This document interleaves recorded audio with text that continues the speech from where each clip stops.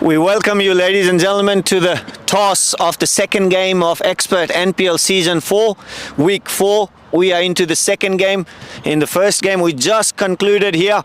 It was a nail-biting finish where vibrant BEGNAS stars were successfully able to defend their target and win the game. Now we have the game in hand, the second game, and the important game for both the teams at the moment. Ruby Homes TILICHO Titans versus GOKYO Heroes. We have Hemant here, captain from TILICHO Titans, with the coin, and Chitiz will make the call. Heads. Heads is the call, and heads it is. Chitiz, congratulations. You have won the toss. What would you like to do? I think we would like to bat first. Wicket looks good. The pace is coming onto the bat. Really nice. Boundary looks a bit shorter on that part of the ground, but yeah, we'll still try to capitalize and give a good total on the board, because I think batting fourth is going to be a bit tough because pitch is playing a bit. So yeah. All right, so what kind of score would you be thinking of? Something we have already seen the morning game, and they have been able to defend a low total under 100. What sort of total would you be thinking of to defend in this ground today, seeing the first game? I think still, I think the batsmen, if they are going to play a bit smartly, take their time a bit, I think 120 to 130 is going to be a good score on this pitch to defend. And scoring runs not that easy, so it would be really important to keep the strike rotating, focusing on singles and doubles rather than just hitting the boundaries. And winning the last game, looking at this game as something that you want to build the momentum into? Yeah, I think our batting looked sharp last week, and we had a good start, which we were really needing from the last couple of matches. So I think we are just going to continue the same momentum. Thank you, Chitiz. We wish you all the luck.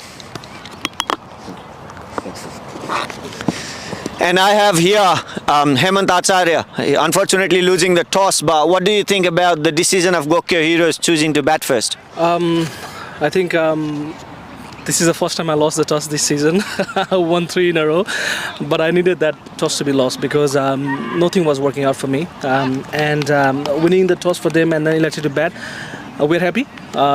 Back in the home, like I was thinking, whatever the score will be, we're going to chase. Just because like we won the toss, elected to bat first, we didn't have that opportunity to explore the bowlers, and then we couldn't find like perfect spot to bowl. So I think this is a good opportunity for bowlers to explore their opportunities, because the previous match as well, we got like minimum scores on the run board, and then what we can do is we can't think like where exactly to bowl. But I think today it gives us some different opportunities of bowling in the different areas.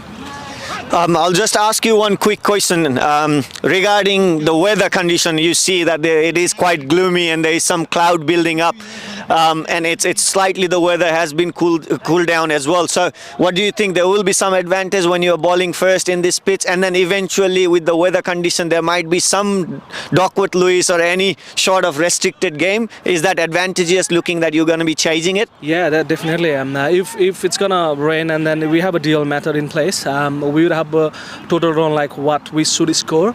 But having said that, the wind is pretty good on this side at the moment, so we don't mind like we bowl first as well, because we can get like good areas to bowl at this moment, especially for the pace bowlers, because most of the areas haven't hit as well. So there are some rough patches for the spinners, but I think anything on these areas, back of the length areas, the ball will come slow, so we don't mind bowling first. Perfect. We wish you all the luck, Hemant. Good luck, man. So that's the news from the middle. GOKYO Heroes will be batting first. They decided to bat first, winning the toss, and the weather does look preferable for a bowling attack. There is a beautiful wind coming in. It's cooled down, so there might be some swing in the pitch, but whatever it is to unfold in the second game of today's game, stay tuned with us, ladies and gentlemen. We'll be back with you very soon with this first inning of the second game. Thank you. Welcome to the world of expert education and visa services, helping your study abroad dreams take flight from 23 different countries. Wherever you are, we're just around the corner. From the bustling streets of Bangkok to the breathtaking landscapes of Canada. Our offices span across 23 countries, ready to serve you with a smile. Need expert advice on education and visa services? We've got you covered. Whether you're in the heart of Seoul or soaking up the sun in Fortaleza, our dedicated team is here to make your journey a breeze. So why stress when you can access our services worldwide? Let us take care of the nitty-gritty while you focus on your exciting adventures ahead.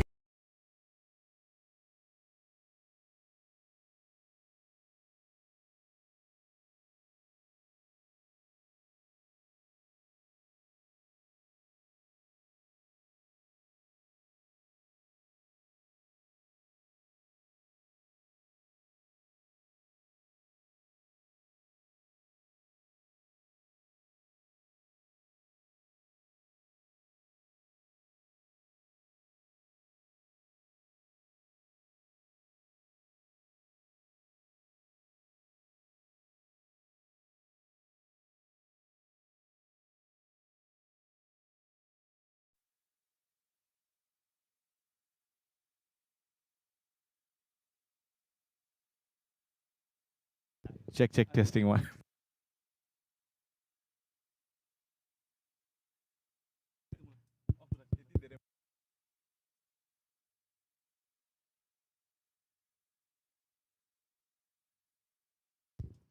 All right. Welcome back, ladies and gentlemen.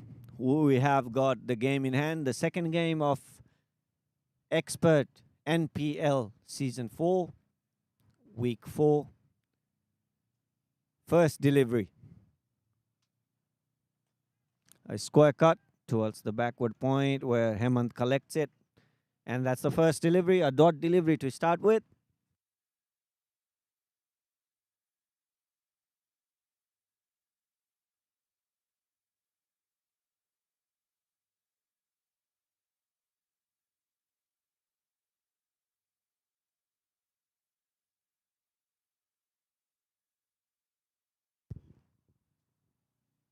Vivek Kessi runs in, short of a delivery and plays towards the deep mid wicket. Wonderful pull shot, played off the hip. That is Sagar Thapa Chetri for you, ladies and gentlemen. Brilliant shot, brilliant pull shot, played down the square leg. Suman, welcome back, and what a welcome. Yeah, well, that was a good hit, and good afternoon, everyone. Welcome back for the second game in Expert NPL Season 4, Week 4. It's quite a bit of a matchup, and what a shot that was. Picked up really early and hit it hard. Immediate change, square leg in place now, DP square leg. Short of a length outside off stump, wanted to place it. A slight misfill by the captain and a single taken. Good running between the wickets as well.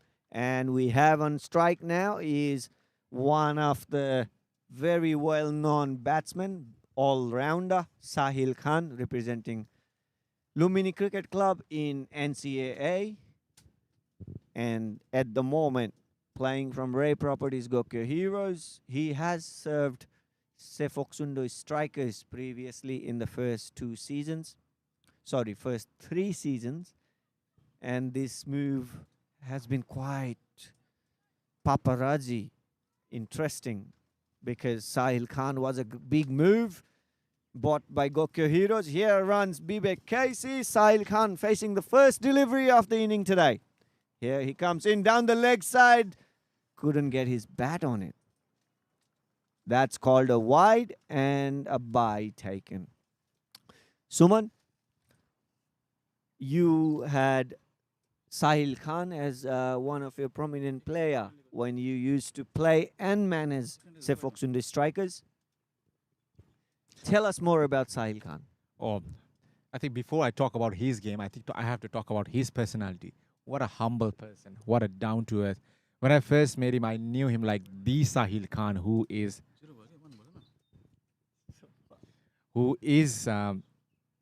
very humble, down-to-earth, and very soft-spoken, to put it in the right way. And he had that lot of skill and passion, yet he didn't make himself a big star. So it was really down to earth. And having said that, he was not only down to earth, amongst the management, but he was down to earth within his teammates, and which made him really popular and as a brother figure, elder brother figure within the team.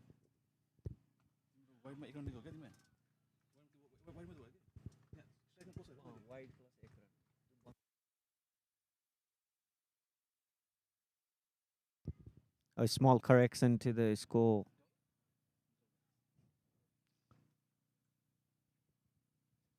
Sagar Thapa playing the aggressive form of cricket. Beautifully played, a lofted shot towards the deep point, and kind of a responsive setup of fielding here. The ball has traveled for the boundary, and you make the change. This one down the leg side, played towards the deep square leg where there is a protection there. So the deep third man comes in, and he had the deep point in place because of that previous delivery. That brings us to the end of first over, ladies and gentlemen. This is 12 runs on board for GOKYO Heroes. And like how Chittis, the captain of Ray Properties GOKYO Heroes, said in the toss after winning the toss, he decided to bat. And while I asked him about the intent or the story behind choosing to bat first, he said they want to play positive cricket. They have seen the ball coming well onto the bat in the previous game, and they think that 130, 140 is something that they can look at scoring. So, and rightfully shown in the first over. The intent is there, 12 runs off the over. Suman, it's a great start for GOKYO Heroes. Not only for the great start, have you noticed this is the first time one of the team has scored par double digit in the first over. This is the first time that we have seen it. So I think this is a good start for GOKYO Heroes so far, and Sagar being the right man for the opening. He hasn't got any opportunity so far in this tournament or any previous tournament where he participated to open the innings, and he has rightly done so and taken the right opportunity, hitting two successive boundary in the first over. Absolutely, and Sagar Thapa Chhetri, ladies and gentlemen, he represents a global cricket club. And plays the NCA tournament throughout the year. There was a slightly wide delivery and called wide. Subhash Saha, the second delivery. Sagar Thapa is in the mindset of scoring runs, and he goes for quite committed heave towards the deep extra cover. Couldn't connect. Ball called wide. And absolutely, Sagar Thapa was the part, and he played a very crucial role in getting a global cricket club in grade A from grade B, which they did a year ago. And now they played a one full year of grade A in 2024-2025 season, Suman.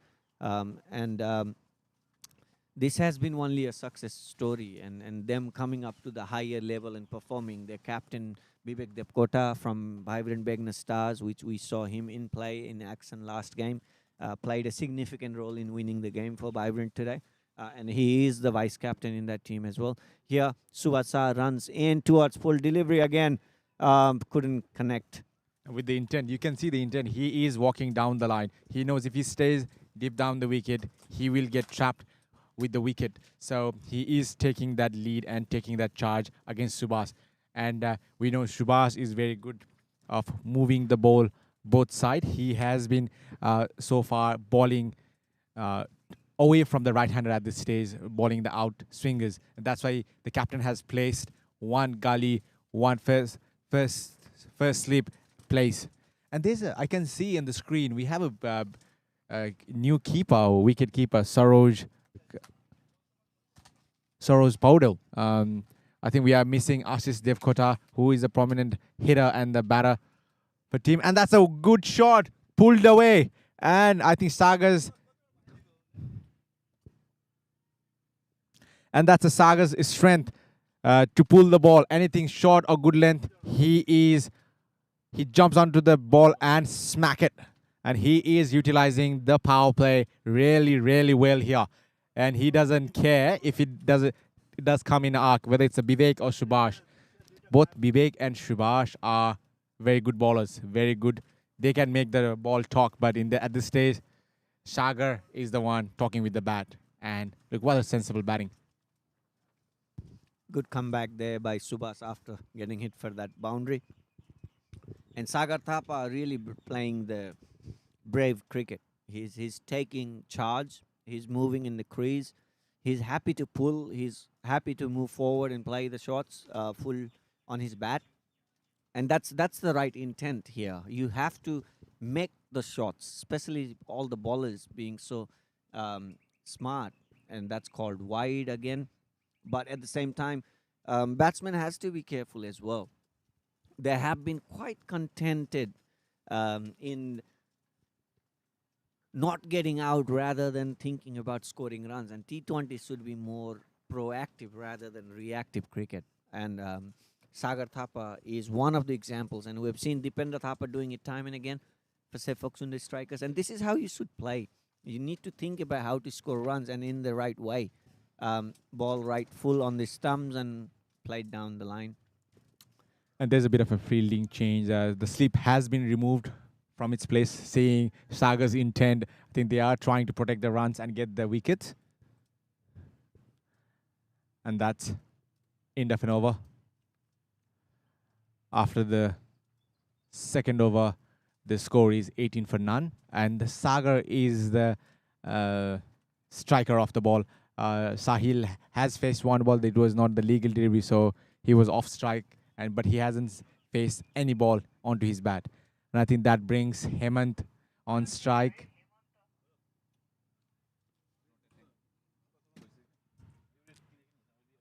So we know Hemant and Sahil used to play together from the same team.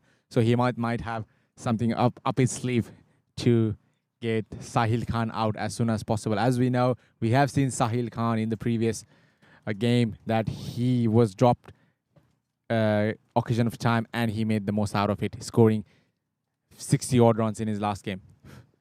That's a quick nudge, and for the single towards the vacant area for single, and he is off the strike, and that brings Sagar Thapa Chetri on strike. Now this is going to be interesting. Sagar Thapa has shown his intent. He wants to score runs. Square leg goes back, deep square leg. So Hemant is telling the batsman, I'm not Sai to bowl short on you. I'm going to bowl on your body. Third man comes in. There is deep fine leg in place and there is deep square leg in place, who is moving slightly towards the forward square leg. Let's see what's the plot. Is he going to bluff or is he going to bowl that short delivery? Here is Hemant, slightly short of a length towards the off stump, a quick single.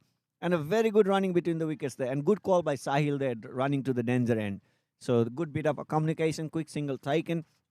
And could be as simple as Sahil understanding the fact that I know what Hemant is trying to do. Sagar is quite young.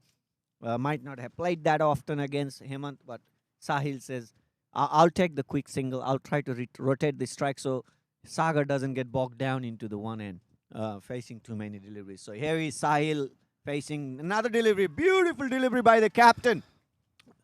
Pitching in, trying to straight up. And then when it pitches, it goes away. That's a very good delivery. Sahil survives to face another delivery from Hemant soon. A beautiful piece of bowling. It is indeed. And we can see the Hemant steaming up. He doesn't want to let any runs go. And we can see the intensity in his face. And he's in action as well. And he has got quite a good protection in the offside where he is bowling at the stage. And that's a good shot, straight bat on the Yorker area. But Sahil was ready for it and played the straight bat towards the long off reason.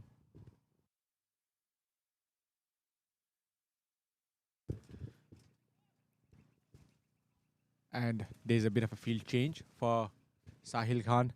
The deep square leg is coming in. And there's a slip in place. A first slip in place for Sahil Khan. And there's a deep square leg, one deep square leg fielder. Hemant steaming in. And that's straight bat. Oh, there's a short, drop short.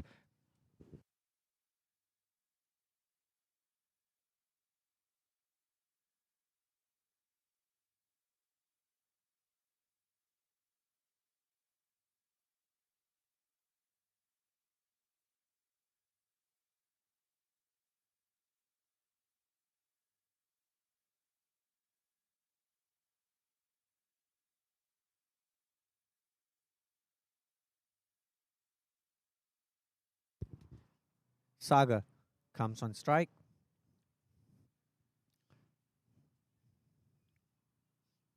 Hemant runs in. Is And got him. and taken. Absolutely amazing. That was a beautiful take by the wicketkeeper. And Hemant gets the first breakthrough, and that's of Sagar Thapa. Ray Properties Gokyo Heroes 21 for the loss of 1 wicket onto the 2.4 overs. And that's what he was there for. He wanted to get it delivered. He said, we are not the easy target. Yes, you might have been able to hit my team for a few boundaries, but not this time. That's why he came into the attack. He delivered with the white cherry, and that was a fine, thick edge towards the keeper. And keeper did really well. Saroj, we have to applaud him for his wonderful effort for getting that catch. And mind you, to all the viewers, that he is not the regular keeper. He is usually bowls a spin for his team, or not so often, but this is the first time I've seen him donning the golf gloves and sitting behind the wicket. And it's not easy to collect the ball when the ball is new, fast, and very reactive once it touches the batches.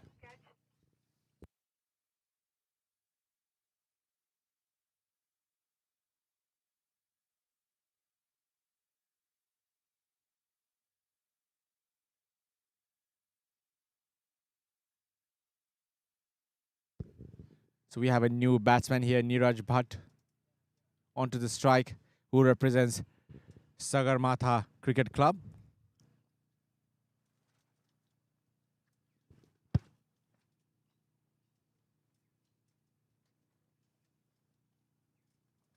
Still 2 more deliveries to go.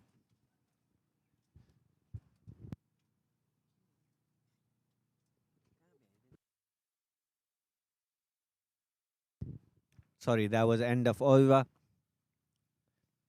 21 for the loss of 1 wicket.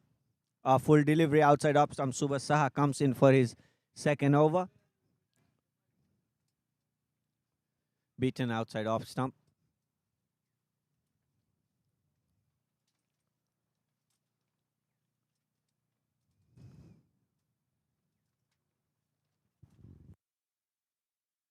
And we have Sahil Khan in strike, who is facing the ball from this end for the first time.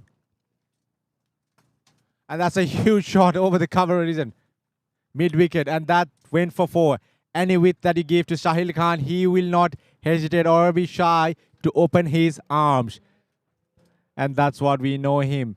And that's what we're talking about him, about his personality. And this is his game, about the professional game whenever it comes to cricket. Yeah, beautifully done. Full outside off stump. And that's one of the things that we have noticed in this inning so far. The field changes has been more reactive. Now we could see that deep extra cover goes into the field. Subhash runs in. Who's he going to ball full? No, on his pads, driven straight towards the long on. Mid-off gives a chase, keeps it under the boundary, and then long on does the cleaning work. That's a really good fielding there. Keeps it to 2 runs. Sahil Khan keeps the strike. Wonderful batting display here by Sahil Khan.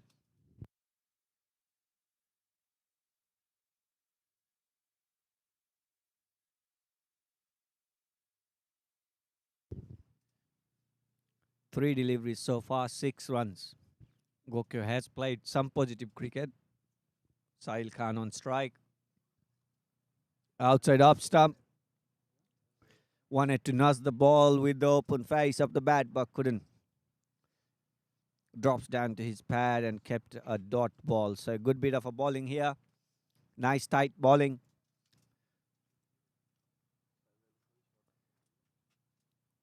Almost onto the 4th over of the power play. Both the batsmen looks quite confident. Niraj Bhatt, though, yet to face any delivery. Sahil Khan on strike. 2 more deliveries to go. Subhash comes in down the leg side. Was there an edge? No. And that's very well taken by Saroz. And he looks like a promising wicket keeper to He me. does, absolutely. That was a very quick delivery down the leg side. And sometimes this sort of deliveries are hard to sight. But the keeper made a fine move down the leg side and took it. So that's a very good bit of a fielding. As somebody as a makeshift keeper, Suraj is impressive. Subhas runs in. Fifth delivery, full delivery, and played above mid-off. Lofted mid-off shot for a boundary. Wonderfully done. Anything within his arc, anything half volley, anything inviting for those kind of a shot. Sahil, more often than not, says thank you very much to the bowler. Well done. What a shot. And looking at the score, Loki, do you think is the batting is easy or the batsmen are making it easier? Look, it works both ways, but I think the intent is there to score runs. Sagar Thapa showed the way. Sahil Khan knows this pitch a bit better, I think, in terms of what he had, the time he spent there last week. That's end of 4 overs, 32 for 1. I mean, they're scoring at the run rate of 8 runs. That's something we haven't seen that often in NPL in this season. And Gokyo can do it because I think that's what their captain Chiti said on the toss as well. They said run scoring is possible. The ball is coming on the bat. So the attitude from the first place is we can score runs. We can do something better. And that's exactly how Sagar Thapa walked out into the middle with Sahil Khan. And I think that's what exactly Neeraj Bhatt will also support Sahil Khan to continue doing it, because that's what they that's the mantra for Gokyo Heroes, thinking of batting first when they win the toss. Here, Hemant comes in for his second over. What is Neeraj going to offer? First delivery, full on the leg. He wanted to flick it. Couldn't probably get his bat as much as he would have liked. And a polite appeal for a LBW, a leg by given, and Sahil Khan comes on strike. And looking at the bowling that Hemant is delivering, he is looking nowhere than the stumps. He is targeting. He is hungry for wickets. And looking at this aggressive fielding, there was only one fielder towards the square leg region for Neeraj. Now there's another fielder in the mid-wicket region for Sahil Khan. And he flicks the ball. It is running towards the boundary in the mid-wicket region. I think the ball doesn't have enough legs to reach the boundary. Has successfully taken 2 runs. That is a good flick of a wrist. That's a bread and butter shot for somebody like Sahil Khan. Last week, the game against CAPELLA, we saw it. The 50 that he scored, I think at least 3 or 4 of the deliveries that was down the leg side, bowled by Om Saha, who was very successful at what he did, even today. And Sahil just played it beautifully down towards the square leg area. So he has been playing that as a bread and butter shot. Another ball, wanted to open the face of the bat for a third man. Couldn't get any good enough bat surface on it to get any runs out of it. So good cat and mouse cricket going on at the moment, Suman. I mean, Hemant would be saying, I know how to bowl to you. Sahil would be telling him, I will show you how to bat against you. A nice bit of a competition going on, especially for these 2 colleagues that have shared the dressing room in the Lumini Cricket Club for so many years before just Hemant making a move to a different team in last year. And that was a good of a delivery. Just missing the edge, and he has already placed the 1 slip for that. Having said that, we do have a special guest, Yuvraj, today. He will be joining our commentary soon after a while. Yeah, very excited to get this young bloke. He's very committed towards cricket and shares a beautiful perspective. He has his opinion of his own and understands the game very well. So we will be very soon inviting Yuvraj to our commentary panel. Until then, unfortunately, you'll still have to continue with me and Suman. However, the game has been quite interesting. 4.4 overs, 35 for 1. Sahil Khan is on strike. Hemant is bowling his 5th delivery. Something is giving. What is it? Oh, wanted to create something. Sahil Khan wanted to be creative. but Hemant manages to stay on his line and length. No shots so far for any runs. 3 dot deliveries in a row. Suman, what do you think? Something is giving in this last delivery of the 5th over? I think batsmen are respecting Hemant, that giving the fact that he is able to make the ball talk. So I think that's what we can see. Even Sahil would have played it with a straight bat. It would have been a single because you can see the long off is up in the boundary. There was no any risk for that shot, but where he was trying to be creative there and he missed the shot. And they're coming with the last ball. And there you go. Outside is, we were talking about the battle, and Hemant has won the battle this time. Hemant gets the prized wicket. Hemant Acharya, ladies and gentlemen, this captain is doing it all for the team. 2 overs, and he has been able to get 2 wickets in each over. Important wickets. First, that was Sagar Thapa, and now this is Sahil Khan. Sahil Khan, known for his shot making, especially any room given outside off stump, ball full, he would go for that extravagant cover drive, lofted cover drive, but that did not deny Hemant from offering that delivery outside off stump fullest and having long off on in place. However, Sahil Khan edged it to the boundary, and now we have the vice captain of Ray Properties GOKYO Heroes, one of the batting stalwart, known all-rounder, captain of Naipala Cricket Club, and a vice captain of Ray Properties GOKYO Heroes, Sisir Thapa. And also the captain of New South Wales team. So he is not a new face in this competition or in our Nepalese community cricket. So you can see everyone shaking a hand with him, having that respect to be on the crease and able to share the pitch with him. And we have Subhash Shah coming from the other end, hoping and asking, and Hemant must be asking their teammates, do the same thing what I've done. Fuller length, move away from the body and get them out. Because as we have seen, when Sahil tried to hit the innovative shot and after that he tried to play the straight bat, he fell into the trap that was set up by Hemant Acharya. Absolutely. Neeraj Bhatt on strike. Oh, this was coming in and beautifully bowled. Sisir Thapa suggesting you should have played towards the square, but very well done there by the keeper and the bowler. The ball was beautiful line and length there coming on top of the stumps. Neeraj Bhatt, 2 deliveries so far and hasn't been able to open his account. Would be eyeing to do so in the few deliveries to come. Subhash Shah runs in for his 2nd delivery of his 3rd over. That was full outside off stump, but beaten and straight to the keeper. This is interesting. Neeraj Bhatt would feel the pressure of this game where Subhash Shah will carry his skill set and try to eliminate any run scoring opportunity for the batsman. Correct. But if you look at the Neeraj Bhatt, he hasn't tried to play easy runs. He has tried to score some runs. Do you think is that really necessary at this stage? Short and wide, however, still within the tram line, so it's not called wide. Another dot delivery.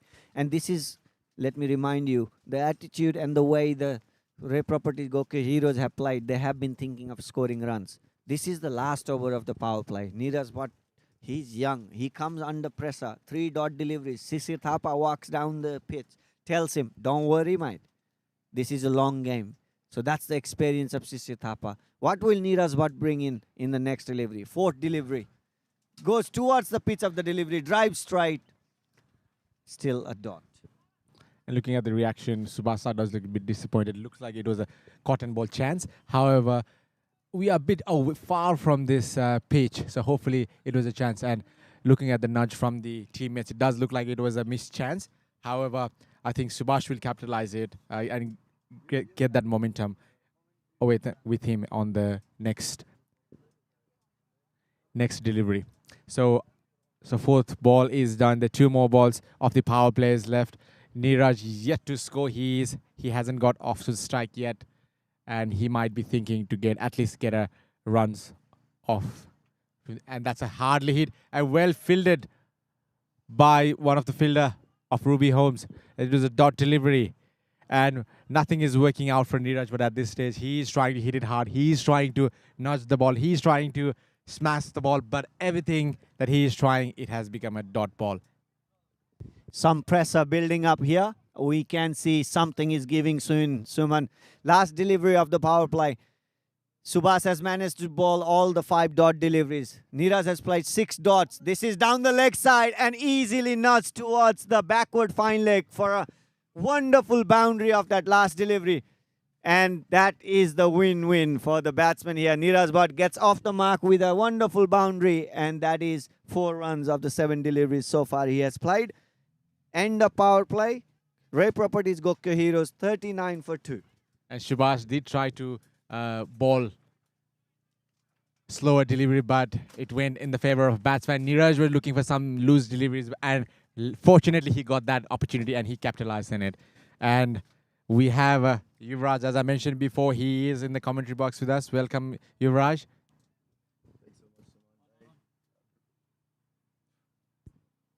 Thanks so much, Sumandai.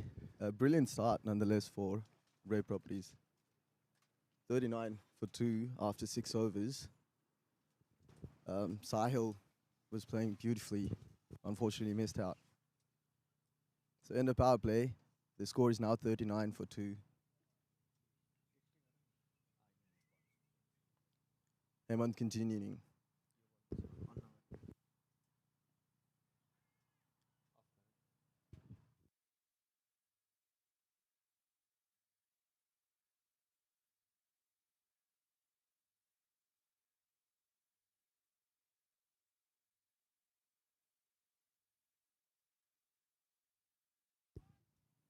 Hemant has been brilliant. To think of what he's continued, captain, leading from the front, getting 2 scalps out, conceding only 5 runs. He's been absolutely magnificent.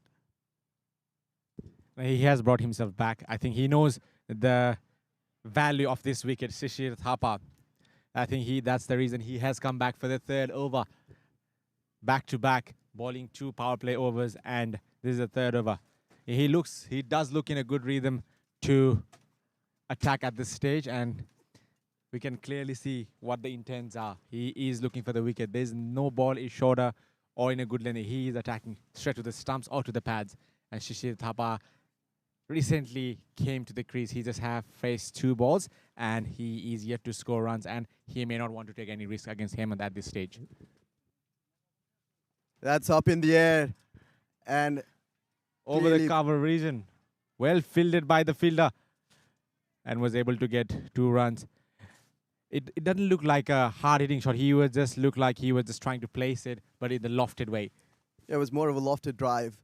But it's a very interesting phase at this point of time in the game where they have already scored 40-odd runs after the first power play.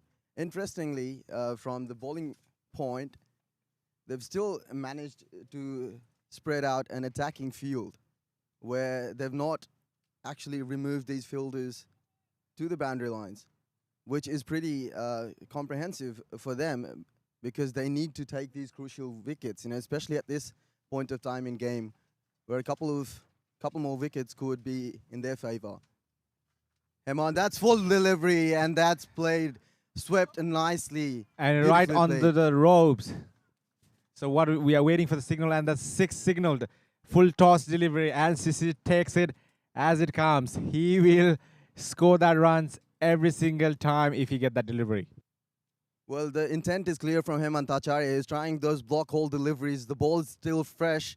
He wants to utilize it as much as possible, but that was much of a lose now, where he was trying to bowl on the pads. Shishir is too good a batsman to miss out on these deliveries. He's scored 6 runs. Shishir now in the groove. Hemant to Shishir. That's yet another full toss. There's no protection down in the deep. And that's played nicely for 4 more runs. So this is back-to-back boundaries. And this over was a bargain from Hemant Acharya. A bit tiring from his end, where he's trying those block hole deliveries, but it's missing out completely. And 2 boundaries scored. Now Ray Properties 50 up, 51 for 2 after 6.5. And how do you see, as look at that, the the fielding is still looks attacking at this stage, and he has been trying to bowl all the full length deliveries. There is no any fielder for that deliveries. Absolutely. The last delivery of the over, yet another foolish delivery and beautiful shot down to the deep extra cover region for 4 runs. So this was a hat-trick of boundaries from Shishir Thapa. Too good a batsman to miss out on these deliveries. So a poor bowling display from Hemant Acharya. The last few deliveries where he would have wished to end his spell, the first of spell obviously on a high note, missed out completely. End of 7 over, score is 55 for 2. Hemant was quite expensive on that over. He gave away 16 runs in the last over. So we have a new bowling change. Left arm spin comes in. Sumit Padal, he is one of the impact player today. For Ruby Home Tilicho Titans, he will be the bowling super sub for Ruby Homes. Yeah, And slow bowlers being introduced for the first time in the game.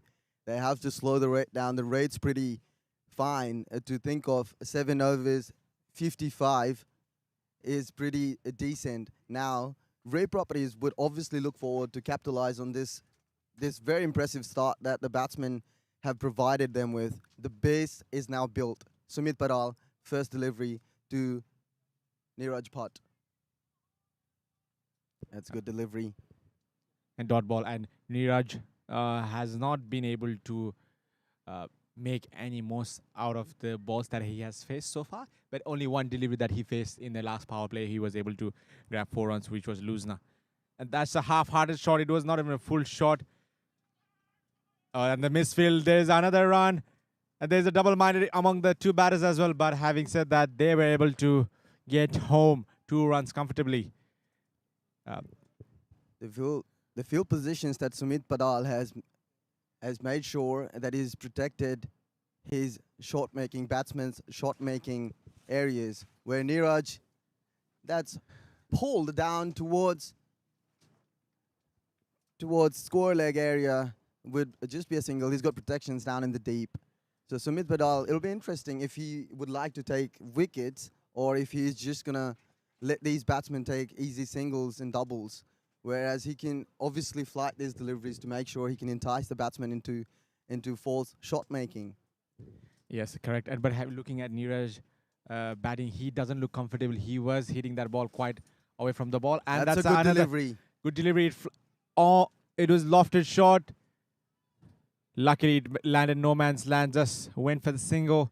I think Shishir is not going to stop. He scored, I think, 16 runs off last 4 deliveries, and he wanted to continue that. We can clearly see that his intent.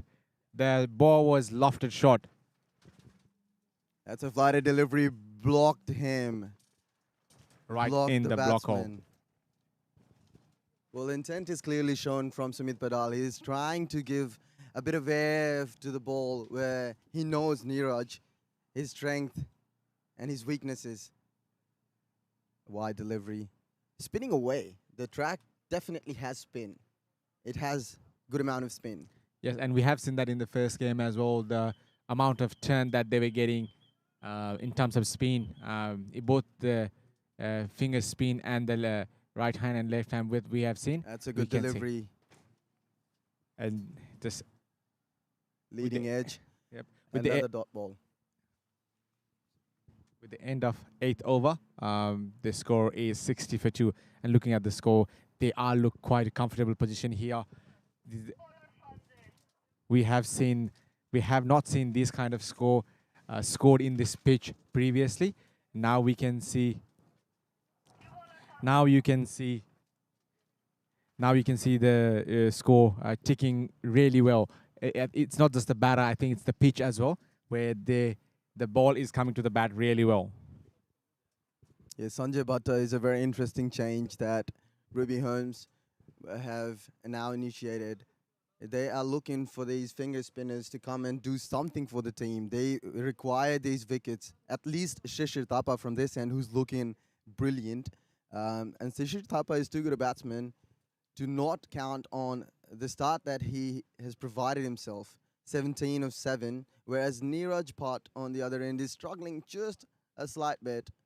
So Sanjay Bhatt to Shishir, First delivery driven down towards the long on area just for a single. Suman, how much do you think should they be scoring in at least 4 to 5 overs from now? Because that could be the make or break sort of shape-shifting phase where they'd have to at least target someone. Looking at this pitch, I think they will be comfortable just scoring, nudging, single doubles here and not take any unwanted risk. Because if they keep the wickets in hand, they have got a big hitters such as Ayush, Chitiz himself, the captain, and they've got a huge batting lineup down the order, which would make a huge impact in their batting.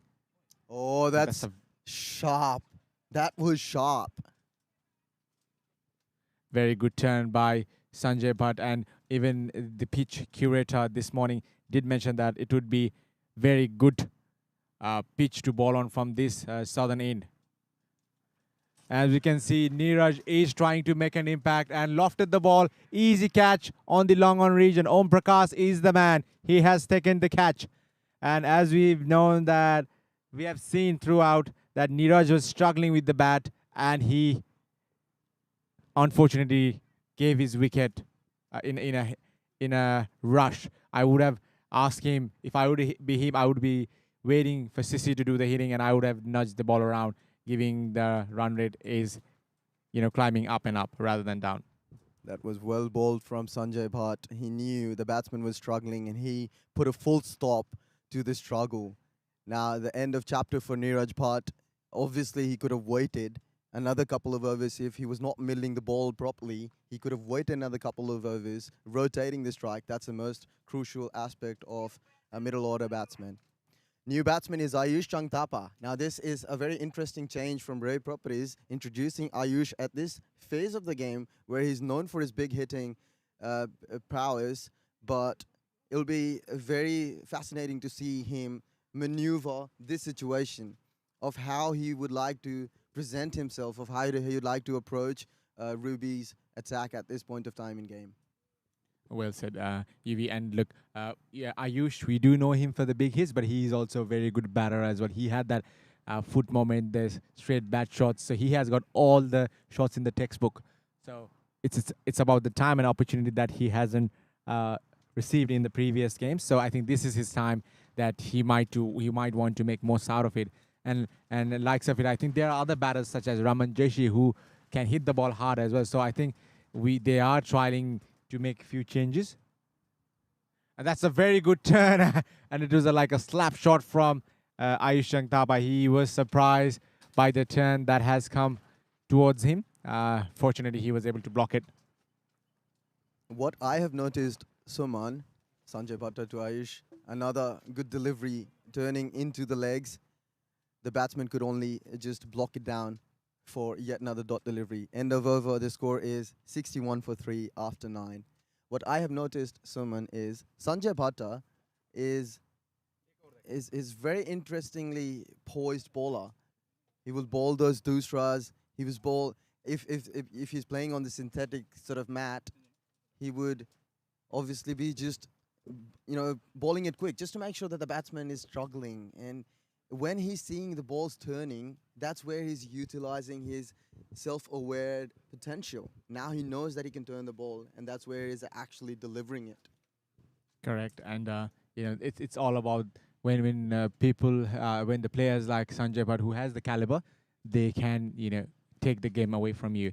And just in the previous instances, he has given few surprises to Ayush Changthapa, who was ready to bat on. And I think from the batting perspective, the idea was, that was the edge missed by the keeper. It stayed low. Even Sishi was surprised, but it stayed low.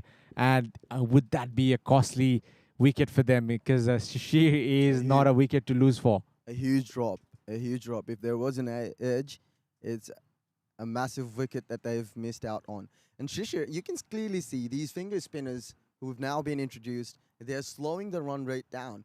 And understandably, arguably, Ray Properties could have just, being patient is the virtue at this point of time. They have to make sure that they will rotate those, singles and doubles. And the field is well set for Sumit Badal. He's made sure that he's got protections down in the deep for all those flighted deliveries, whereas the offside is jam-packed. And the batsman would have to do something extra extravagant just to get the gaps. And that's a shot from the mid wicket in a lofted shot from Shishir. This went for the single, easily collected by the fielder. And this brings Ayush Jung Thapa, who faced 2 deliveries from the northern end. He has come to the southern end to face the ball. Just to give you, all the viewers that a bit of information that we have, what we have seen so far in last 2 innings in the first game, the ball doesn't turn much in this southern side, whereas the more it turns in the northern. So as you can see, the ball Big doesn't. turn. It does, but compared to the northern end, it doesn't turn that much from the southern end. It's all about the cracks, isn't it? Correct, and also the skill that each bowler has. A masterful mixture of potion presented by these artists who knows what they're doing, the art of cricket, the art of playing. That's a huge turn as well. Just I was mentioning that it doesn't turn much here. He made the most out of it, and that's an overthrow, which they would not wanted. And another run taken. There's 2 runs. There's no need for these overthrows. They know that they're in the front seat at this point of time. Red Properties, after the halfway mark, are now 64 for 3. That's a big drop from what they were. From 7 overs, they were almost 55. So they've only managed to score 9 runs in the last 3 overs. Obviously, the loss of Neeraj Bhatt would also have allowed them to kind of build that pressure. But it's these 2 finger spinners who are now into the game. But I suppose it's more to do with cracks and the footmarks that the batsman would have made in the first game, first couple of innings, and then now halfway through this innings. It's more about the footmark and the cracks that the pitch is providing, hence the turn, supporting the bowler.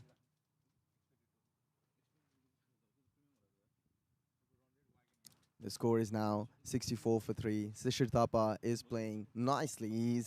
He's scored 19 off the tall deliveries that he faced. Ayush Jung Thapa would obviously take his time because there's no need to rush. There's no need to panic, or there's no need for anything extraordinary at this point of time. Ayush Jung Thapa just has to stick to the basics, where he's making sure that him and Shishir take this chart. The charioteer for this innings, they'd have to make sure that they keep this momentum going. Maybe a few overs from now, they can think about attacking. In the com box, now we have a change. Certainly a change that we were all hoping for. Ajay, welcome to the com box. It's been a beautiful day. First game was absolutely nail-biting. This game is also nicely poised. 64 for 3 at this point of time after the halfway mark. Ajay? Is that a good change or is it a bad change? I don't know. Well, you are more than welcome. It's always a pleasure, Dai. It's an absolute pleasure whenever you are here. There's this calmness in your approach, which I admire so much. That's where we learn from. You are our inspiration, our aspirations. Thanks so much. I think it's a beautiful day for cricket, and amazing to see the second game flourish so well compared to the first one, especially the scoreboard. The first game was very low scoring, and now seeing the batsmen opening their arms a bit and playing their natural shot, 63 in 10 overs seems quite impossible for in the first game today, and now we can see that the runs can come on this pitch. It shows the caliber. So I think it's all about the batsman temperament to watch the ball and play the shot. I know that there are some rash shot plays, but they are very beautiful shot played today. Especially by Sahil Khan. Correct. And that really keeps the momentum going for cricket, and I love that the way it is now. Let's see what the second 10 over brings to the table. Certainly, Ajay. I think it's more about evolving subconsciously for these players to come on. We can complain as much as we want, but it's always about evolving simultaneously, where they know that the pitch is always changing. It's never the same. A pitch can never stay the same. There's always going to be those little cracks, these footmarks and everything that the batsmen and bowlers can read. It's all about this game awareness. 11th over, Sanjay Bhatt continuing from the northern end. And he did spin the ball beautifully in the first over that he bowled, especially to Ayush Changthapa, where he was spinning it into the leg for a right-hander. He's bowling those flighted deliveries, and rightfully so at this point of time in game, they require wickets. Ajay, any prediction for score at this point of time? At this point of time, I'd love to see anything more than 120 on this pitch, which is achievable, I guess. There was a quick run and managed to take one. Beautifully taken, quick run. That's the good communication between the two batsmen on the pitch. So I'd love to see anything more than 120. My ideal will be 130 today, because it's already 63. So that was really beautiful shot, pulled it towards the leg side, and that went for the boundary. 4 runs signaled by the umpire. Shishir Thapa doing what he does best, playing shots and scoring runs. Shishir Thapa, our captain of NSW, always making sure whatever team he plays for, he is there. He is the cement that's required to build any sort of block, and that's what Shishir does. You know, he builds things. He's a builder of some sort. And he just stepped out onto the side and pulled that towards the leg. Another reverse one now. So he's trying to do a bit different. Sanjay Bhatt is quite smart. He outsmarted him, bowling quicker, and where he knew the batsman, if the ball would have turned into him, he could have easily swept it. So Sanjay Bhatt is a very smart bloke. He knows what he's doing. He knows his business. And this is what NPL provides you, these players fighting each other's skill set. Correct. And I knew that what Shishir was doing at the time, because he pulled one towards the leg, and the second ball is going to be pretty straight. So he knew that, and he was trying to do the reverse. But you know, as you said, Sanjay was smart enough to throw the quick ball. And again, there was a 1 run scored by Shishir. There's a strike change. Ayush on the strike now. Now let's see what Sanjay is going to do to Ayush. It'll be interesting that Ayush Bhatt, known for his prowess, known for hitting, but he is very aware of the position that he's been sent to. Three down. Fifth position is always that middle order responsibility where he needs to build the inning. He needs to make sure that he would stay there until the very end, and then maybe in about a couple of overs where he can possibly start to accelerate. Correct. So I think these two players need to play for another 3 overs, the same way, scoring at least 1 run in each ball a run, and then after that they can start hitting boundaries, I guess. But having said that, they can hit the boundaries for the bad balls. But yeah, let's see how they go. Certainly, but these are smart people, you know. Sumit Paral, Sanjay Bhatt, both from the... Oh, that's a full delivery, played wonderfully. A brilliant shot by Shishir Thapa for the second 6 of his innings. He's now moved on to 31 of 17. He is looking dangerous. He is looking settled. Correct. 17 balls, eh? That's pretty awesome on this pitch, especially. So they can score if they're willing to, which Shishir proved it. But mind you, Ajay, 3 deliveries that he's scored boundaries were bad deliveries. They were all full tosses that he got. 2 from Hemant Acharya, 1 which he would have lofted down to the deep square leg area. This was a similar delivery. It was a full toss on the leg, and he swept it beautifully. It also takes a lot of skill, but the bad deliveries do definitely count. Correct. So as a batsman, you just have to wait for a bad delivery. You know what I mean? If you can't play the normal shot, then you just have to wait for those bad deliveries and go for gold. Definitely, Dai. Another. This is smart from Sumit Paral, but this is cut nicely down to the point area. Would be cut down by the fielder just for a single. Now, Shishir Thapa is a very, very smart player. He knows what position he's playing into, what the situation is like. He can maneuver himself into building his caliber, into uplifting his standard.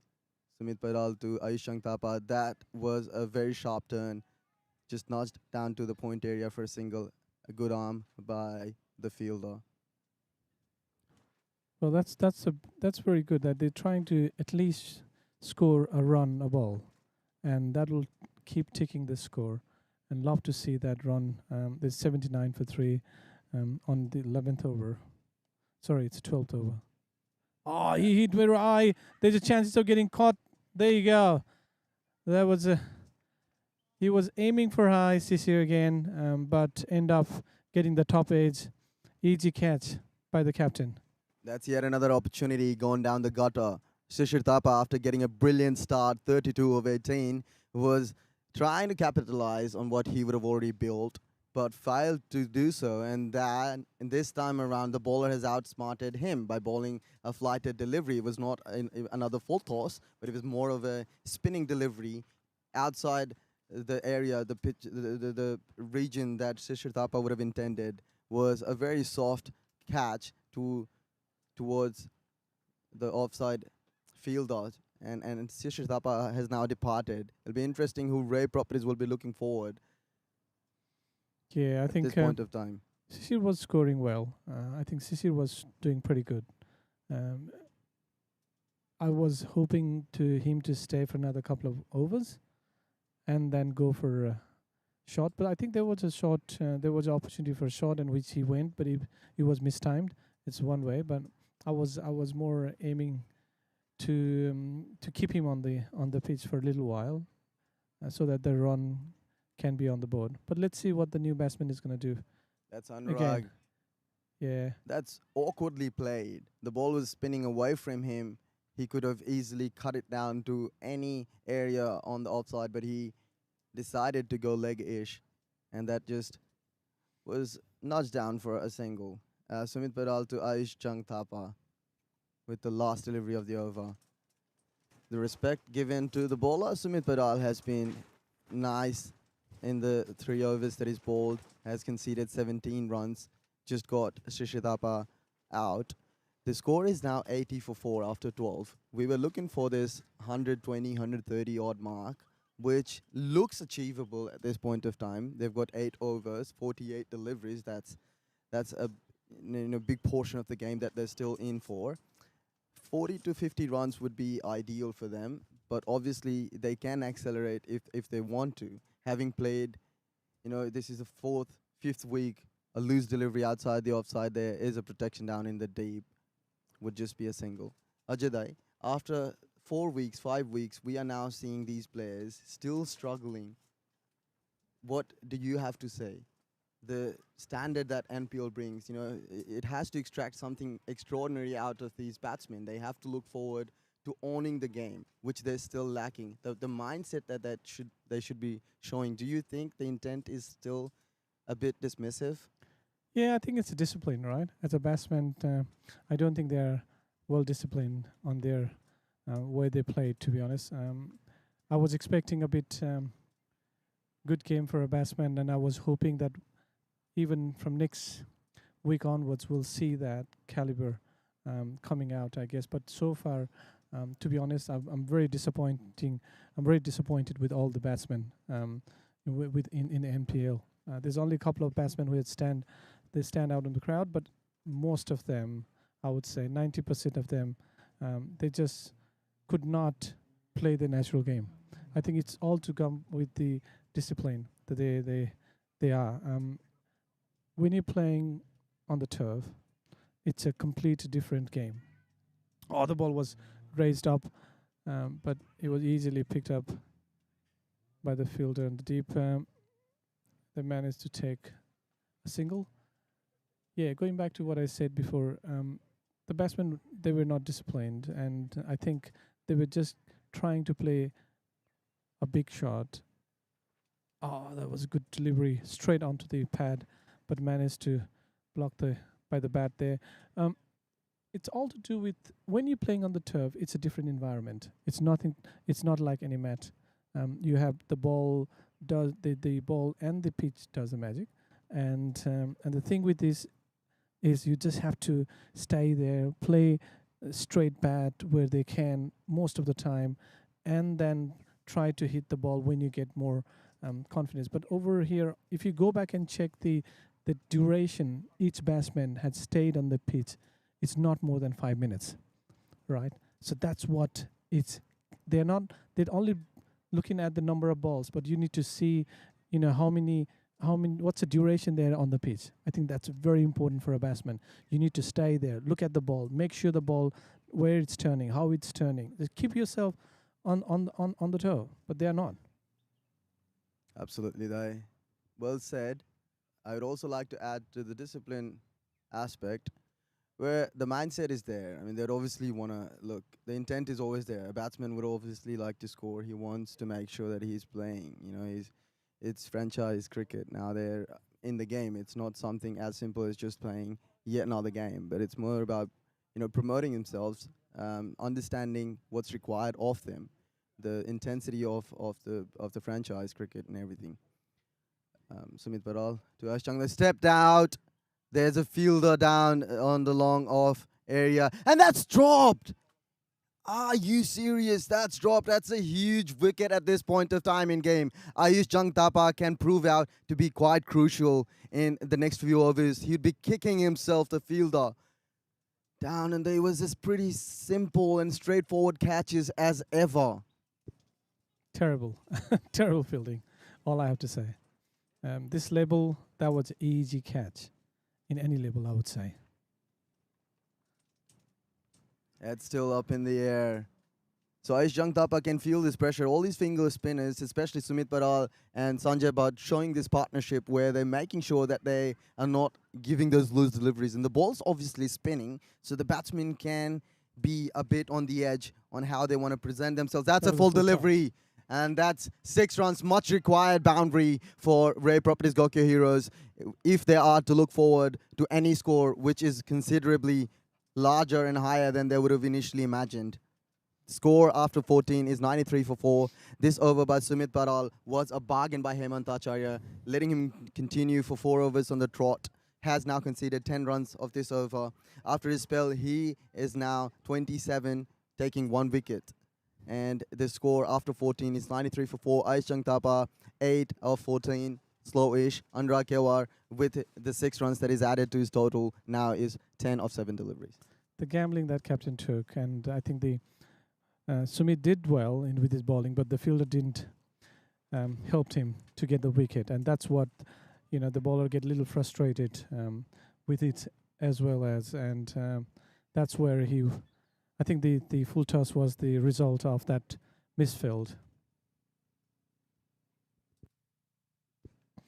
Again, Sanjay Bhatt to the they were just couldn't hit the run, so just no run. Straight to the bowler. Sanjay Bhatt continuing with his 3rd over. Has been successful in the first couple of overs. And and picked up at the boundary just for 1 run. Sanjay Bhatt he's a pretty smart candidate, Ajay. He is. He's always making sure, hiding this ball, making sure he doesn't show where the seam to the batsman, not knowing what he has to offer. Can be a quicker delivery, can spin into him. And that was spinning into him was a full-ish delivery, driven down towards the long on, would just be a single. The game is well poised, Ajay, at this point of time. Had the batsman owned this game, they would have obviously looked forward to scoring. That's a full delivery. He could not capitalize the full toss, but they're trying to get 2 runs there. Managed to get it. That was a bit tight. That's a missed opportunity, Ajay. Yeah.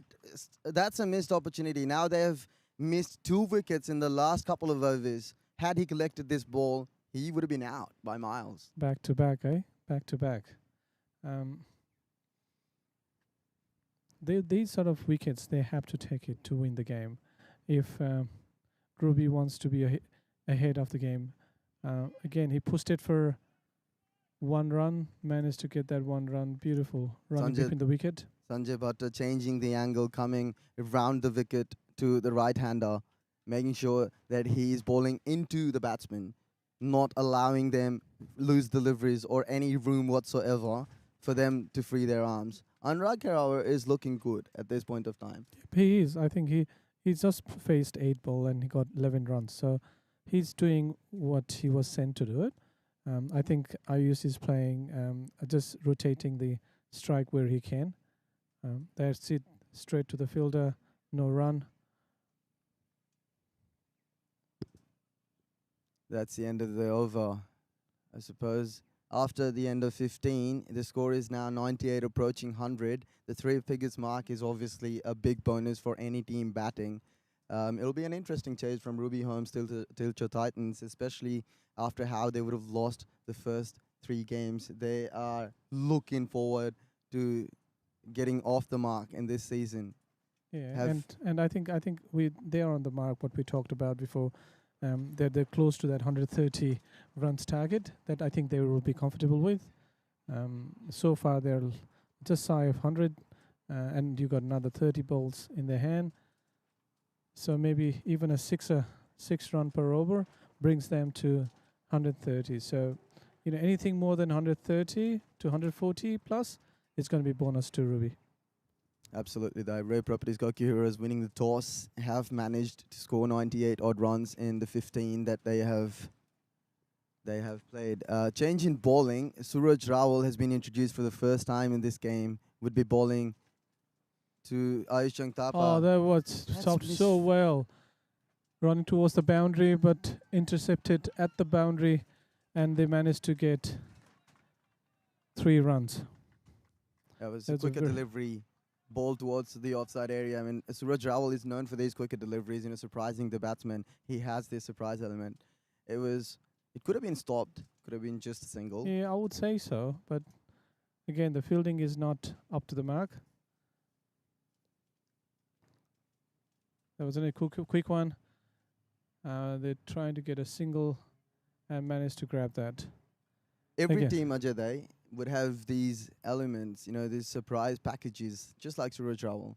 You would see these fast bowlers running in hard and everything. Then you've got these spinners and everything. And then you'd have one of those medium pace bowlers. They would just come in, get the over done in no success. Oh, that's a slower. Was that a slow bouncer? No, it was a bit bounce, and it hits the top edge of the bat and over the wicket keeper. I suppose if it's slow-ish bouncer, who he would have intended. That was nicely bowled if he would have intended it.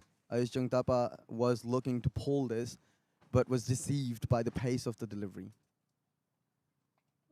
Pulled it towards the boundary for a single, which is good, right? For them, it's 1 more over, 2 more balls to go. Ayush is on the strike. Anurag is really playing well. He got 12 balls and 13 runs. Let's see what Ayush. Oh, he pulled it towards the fielder, straight to the fielder for single. It was a very quick over, more like Ravindra Jadeja just coming in hard and bowling in quick. After 16, the score is now 105. Have crossed the 3 figures mark, nicely poised at this point of time. They do have wickets in hand, mind you. They've got 6 more wickets to go. They've got power hitters in their camp. Is this the over that they will be looking forward to? I think this is the over. I think 17th and 18th will make a decision. If Ray wants to increase their target, then this is the over. And I think this is the time when Ruby has to come up with some smart and make sure that they don't give away the runs that easily. Absolutely, Ray. Unfortunately, I have to bid adieu. I might have to come back the next games. But in the combox,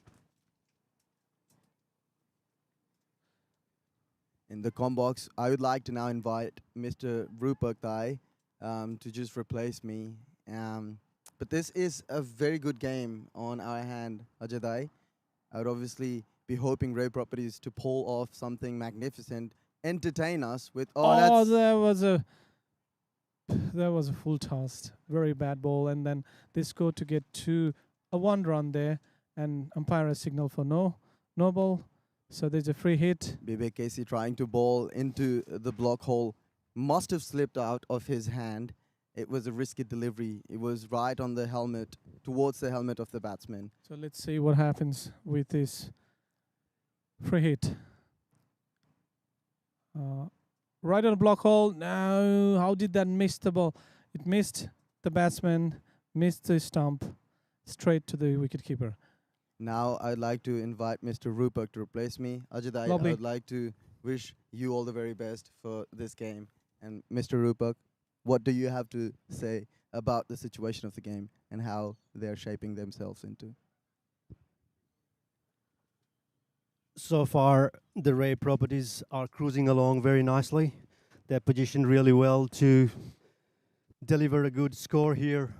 And thank you very much for a wonderful commentary. And now I'll be taking over here, and I'll be with Mr. Jay Chetra. Welcome, Rupakji again. There was another single run taken, so I think it's a pretty good what Vivek has bowled so far. He's been his length and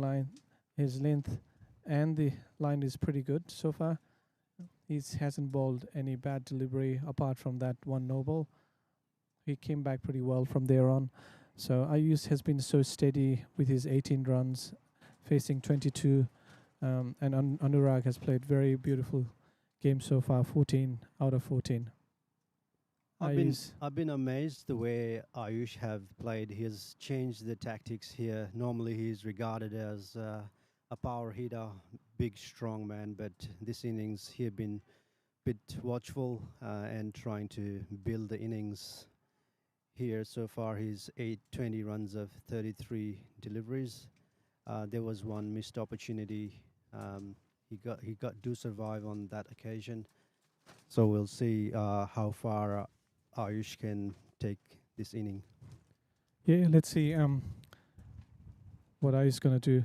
That's a pulled towards the leg side, going And out of the boundary. Oh, right on the boundary. Good, beautiful catch there. Yeah, very nicely, Jaws. With the elevation of the ball, it looked like it's going to cross the boundary, but he judged it to perfection. Great catch.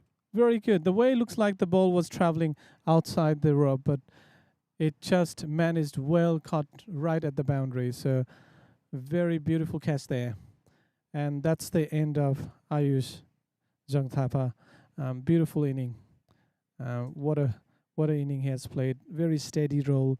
Keep the run ticking. That's how I think his job was, to keep ticking the scoreboard, and he's done that. And exactly how what you said, he's more likely to hit ball all over the park, but today's his intention was a bit different. That's our NPL national anthem. It's a beautiful music that we created ourselves, and we're very proud of.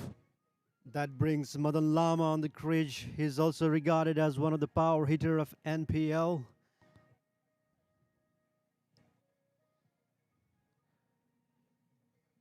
I think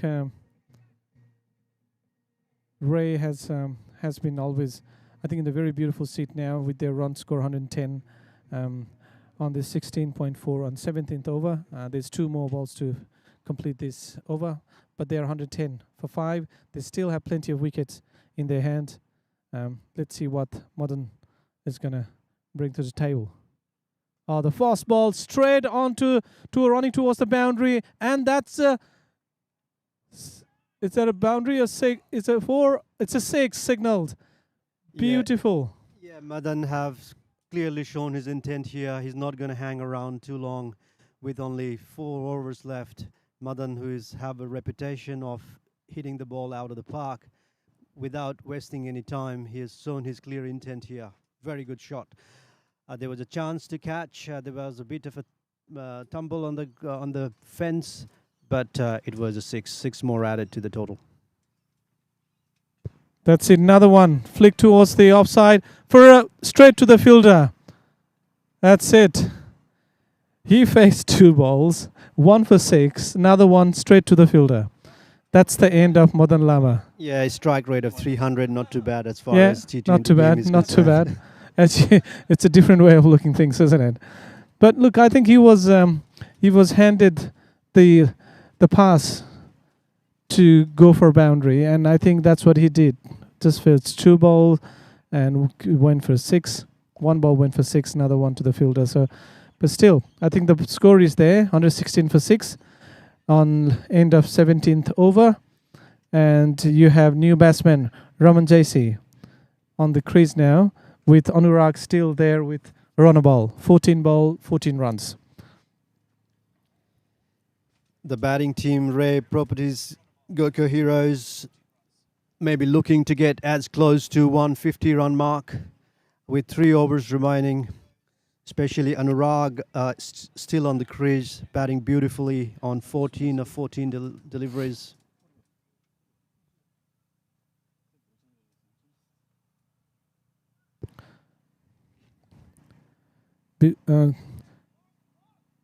Raman JC, that's his scorecard there on the screen. Very good batsman, strike rate 170, close to 170. Now the bowler in the pavilion end is Subhash Saha. So far, he has consumed 21 runs without taking any wickets. So it'll be interesting to see how he's going to bowl towards the end. Yes, exactly. It's going to be his last over, so he wants to get some wicket here. That's right a good on shot. the reach. Right on the reach, and went outside the park. That's 6 signal by the umpire. First ball straight onto it. That's beautiful game there by Anurag. He's been sitting on that pitch for a while now, so he's scored now 20 runs. Yeah, Anurag, I think in this particular delivery read the bowler's mind. He was well prepared to go for that particular shot around the onside up the mid-wicket region, and he exactly did that. Nonetheless, it's 6 vital runs for the team. So what I've seen with Subhash in the last couple of overs is he's trying to give fuller length. Maybe that's what... Another one. Oh, that missed the batsman and went to the wicket keeper. But again, he was trying to give her... He's overpitched the ball a couple of times. So maybe that's what Anurag is trying to capitalize. The last ball wasn't that bad, but again, Anurag was going for the gold again. 16 more deliveries left in this innings. There was a wide signaled. It was way outside the crease, the ball, and there's 1 more run added to the score. Yeah, a bit of lost concentration by the bowler, I think, because of the result of that previous shot that went for 6. Bit of a loosener there by the bowler.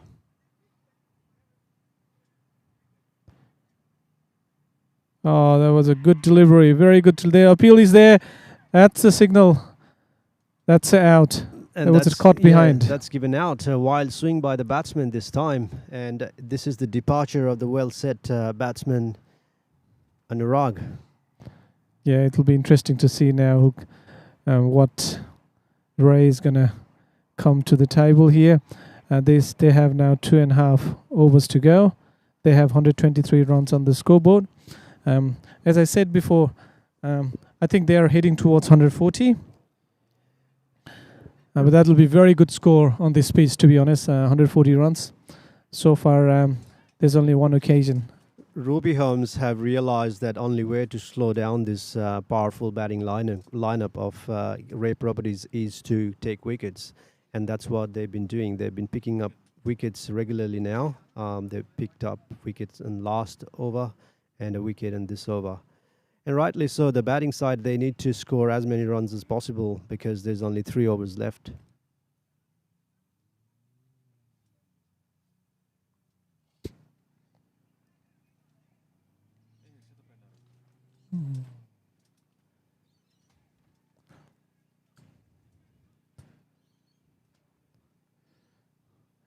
That's the scorecard for Bimal, new batsman, Bimal Karel. He has Lord Shiva in his background, so he's expecting some sort of power coming to him, I guess. Um, Bimal Khalil is on strike, and again, there's a 2 new batsmen on the crease. They haven't faced a single ball, both of them. It's going to be the fresh start. It's going to be very fresh start. So let's see. I guess so. At least one settled batsman has to be on the pitch to tickle the score. But let's see how that's just notched. But it went straight to the bowler. There's no run. 2 more balls to go for this 18th over. To complete this 18th over, that's a first ball for Bimal. RT Bidari today officiating for this NPL match between Ray Properties and Ruby Homes. Oh, he was trying to pull that ball, but end up to the wicket-keeper's glove. Again, the basic hasn't even been there. So he could have used a straight bat, but he's trying to cross bat. So again, there was no run. So far, the projected score is 138 from the weighted average. So that is going to be a very competitive score. There you go. The same style, but couldn't execute it. That's the end of 18th over and 123 runs, losing 7 wickets. Yeah, a few dot balls and a wicket on that previous over. Again, when you have 2 new fresh batsmen on the pitch, that's where the bowler can do a bit of magic, I guess, and that's what is happening. There's a 3 ball in duck, so which Bimal was taking those 3 balls, and again, the first ball he was trying to pull it on a leg side, couldn't capitalize it. Second and third, same execution, but could not went through the plan. Bibek, who have taken 2 wickets now, is brought back into the job for bowling for Ruby Homes, TILICHO Titans. This is the second last over of this innings. Towards the leg side, there was a peel. Looks like it was slightly going towards the leg direction. It's a bye. It's a bye run. Bye signal by the umpire.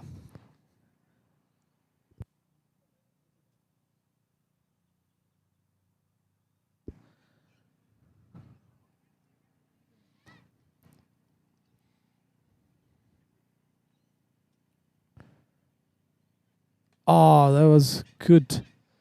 Pushed for this. They're trying to get a second run running. Oh, I think they will easily get those second. Good running there by both the pairs. That brings the batsman off the mark with 2 runs. Bimal Kadel, the batsman.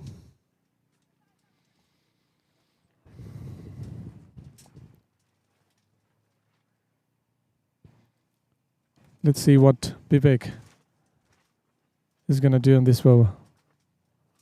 Oh, he pulled it towards long on. There's a man behind it. That's beautifully taken. And that's the 8th wicket down for the Ray Properties. Bibek Casey grabs yet another wicket. So 3 wickets for him. Still 3 deliveries to go in this over. That's it. So 126 runs, losing 8 wickets. Ray Properties are losing the wicket thick and fast now. Looks like they are running out of the side at the moment. So they have to hold it. They have to score some runs and capitalize of the remaining balls. 9 balls to be exact remaining on this innings. Now back on the crease is the captain, Chitij Basnith. He's a left-arm batsman. That'll slightly ruffle the fielding position. That's where the left and right combination helps to the batting side, because it will change the setting of the fielding, and also the bowler have to alter their line and length a little bit to readjust the line they've been bowling with most of the right-handed batsmen. First ball facing by. Today he's trying to pull it, a bit awkward pulling, but it was completely missed. Ruby Holmes are coming back well here. At some point, it looked like the batting side, the Ray Properties GOKYO Heroes, are going to position themselves around 150 mark. But I think the bowling side have done really well over the last 2 to 3 overs.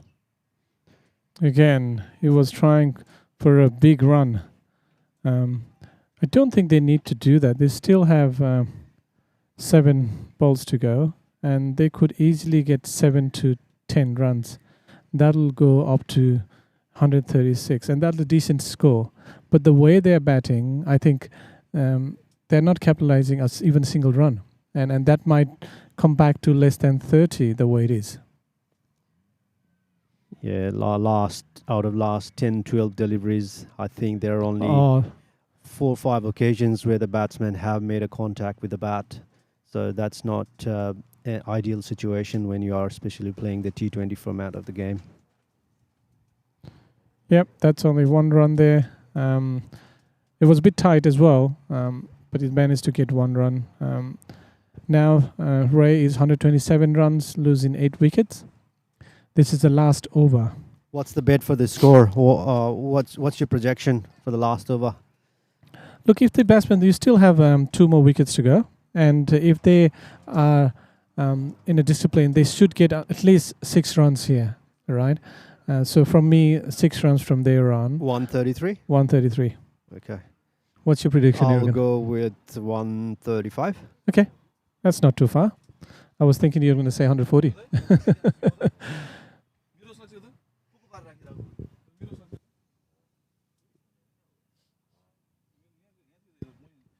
Okay, Hemant Acharya for the first ball, straight to the fielder just for 1 run. There you go, first run. Hemant has taken 2 wickets so far, giving away 22 runs. So let's see what he has for another 5 balls.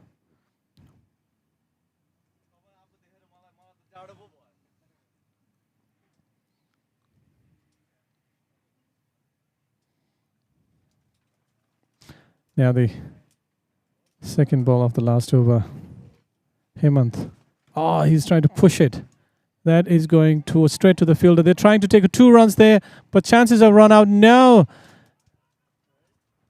Bit of a missed opportunity by the looks of it. Hemant couldn't grab the ball properly there, and 2 runs added to the score. That takes the score to 130 for 8. Still 4 deliveries to go in this innings. Yep. And there's another 4 delivery to go. Roman is facing the ball. Hemant charges down the track. Oh, he hit towards the long on for single, but they're trying to take 2 runs. Hopefully what happens there. Oh, they managed to take 2 runs. That was a beautiful run in between the wickets. Very good by Chitiz. He just pushed it early and managed to get that because he was running towards the danger end and he knew that he has to go there faster. So he had the first quick run and then aim for the second one, and he managed to grab it. And Hemant tried to throw that to the end, but he couldn't hit the ball. He couldn't hit the stump, so managed to get 2 runs. So 132. Oh, again, the same shot, straight to the same fielder, and they're trying to, it was just for single.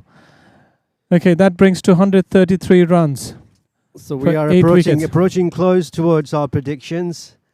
Still 2 deliveries to go. I think 135 looks like it. Batsmen are not, were not able to make a contact in the previous over, but this over they are making contacts with the bat and taking that singles and doubles that is pushing a score. Can they hit a boundary out of the remaining 2 ball? Chitiz is on strike.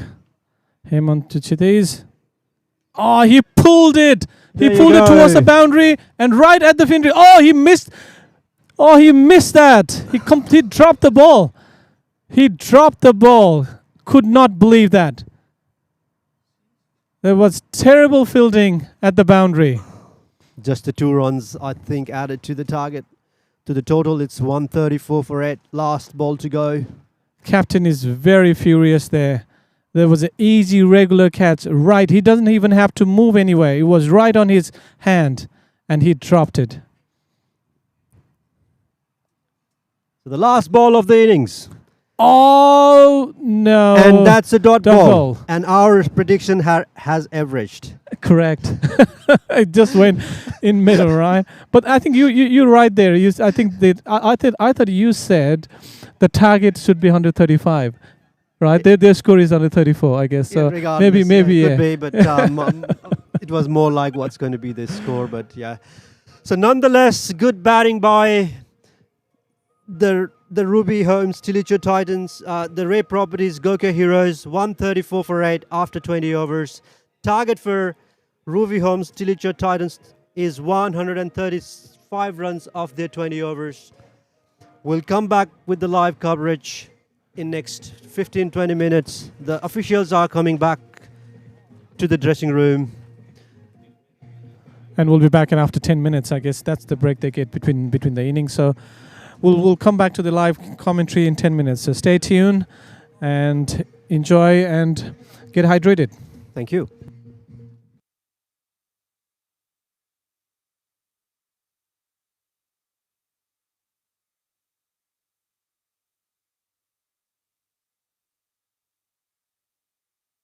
Welcome to the world of expert education and visa services, helping your study abroad dreams take flight from 23 different countries. Wherever you are, we're just around the corner. From the bustling streets of Bangkok to the breathtaking landscapes of Canada, our offices span across 23 countries, ready to serve you with a smile. Need expert advice on education and visa services? We've got you covered. Whether you're in the heart of Seoul or soaking up the sun in Fortaleza, our dedicated team is here to make your journey a breeze. So why stress when you can access our services worldwide? Let us take care of the nitty-gritty while you focus on your exciting adventures ahead. Providing excellent client services in Asia, Africa, Australia, and the Americas. Expert education and visa services. Your dreams, our expertise. Rely on expert.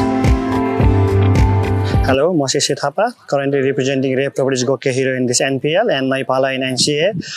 Talking about my journey in cricket, सानोमा अब दाइहरु खेलेको देख्दाखेरि अब त्यहाँबाट हेर्दाखेरि सानोमा दाइहरुको पछि लाग्दाखेरि cricket सिकियो त्यसपछि ग्रेजुअली ग्रो गर्दै अन्डर 12 अन्डर 15 त्यसपछि अन्डर 16 अन्डर 19 अनि नेशनल लेभलमा खेलिसकेपछि यो सिनियर लेभलमा नि गेम खेल्यो तर दाइहरु जस्तै महेश दाइहरुसँग खेल्दाखेरि धेरै कुराहरु सिकियो क्रिकेटमा अब after coming to Australia expert को थ्रुबाट आएको थिए म अस्ट्रेलिया कन्सल्टेन्सीबाट so I get connected by expert and then because so I get involved in the cricket in Australia अनि अब आइसकेछ coming to fourth season अब फर्स्ट सिजन देखि NPL खेल्दाखेरि fourth season like it has grown very long this season यो सिजनको कुरा गर्दाखेरि like Sandeep Lamichhane Avinash Bohra and like Mohammad Irfan Jr. आइसकेपछि I think it has grown our NPL community in Nepalese community अनि त्यो हुँदाखेरि अब it has opened a very good opportunity for the youngster and ourselves as well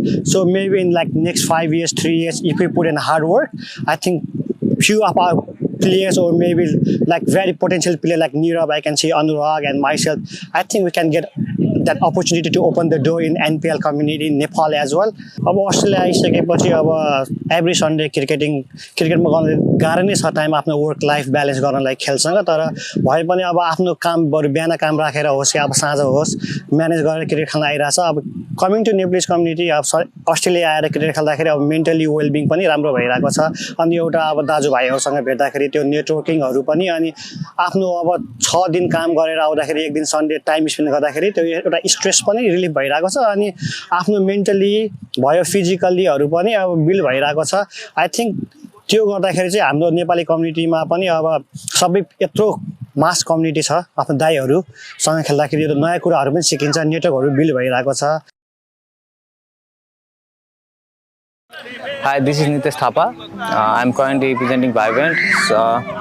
अब म cricketing जर्नीको कुरा गर्नुपर्दा चाहिँ I used to play from my school अनि त्यहाँदेखि चाहिँ I join academy after that एकाडेमीबाट धेरै नै एक्सपोजर पाएँ मैले त्यसले गर्दा चाहिँ मलाई नेपालको डोमेस्टिक गेम्सहरू खेल्नलाई चाहिँ एकदम धेरै इजी भयो अनि नेपालमा डोमेस्टिक गेम्स खेल्दा खेल्दै अब मेरो सिनियर प्लेयर्सहरूसँग धेरै इन्ट्रेक्सन भयो उहाँहरूले मलाई धेरै हेल्प गर्नुभयो अनि त्यसले गर्दा चाहिँ अब मेरो गेमहरुमा नि धेरै डिफरेन्स मैले पाएँ त्यसै नै मेरो जर्नी स्टार्ट भयो म अस्ट्रेलिया आइसकेपछि मैले यहाँको नेप्लिज क्रिकेट कम्युनिटीको गेम्सहरू एकदम राम्रो हुन्छ भन्ने सुनिरहेको थिएँ त्यसैले गर्दा म एउटा क्लबमा गएँ अनि त्यसपछि म गेम खेल्दै गर्दा चाहिँ यहाँको गेमहरुको लेभल अनि सबै कुरा देखेर चाहिँ एकदम राम्रो लाग्यो त्यसै नै म अहिले नि अस्ट्रेलियामा खेलिरहेको छु अब अस्ट्रेलिया आइसकेपछि एज अ स्टुडेन्ट क्रिकेटलाई फुल टाइम दिन एकदम गाह्रो छ त क्रिकेटप्रतिको माया प्यासनले गर्दा चाहिँ हामीले क्रिकेट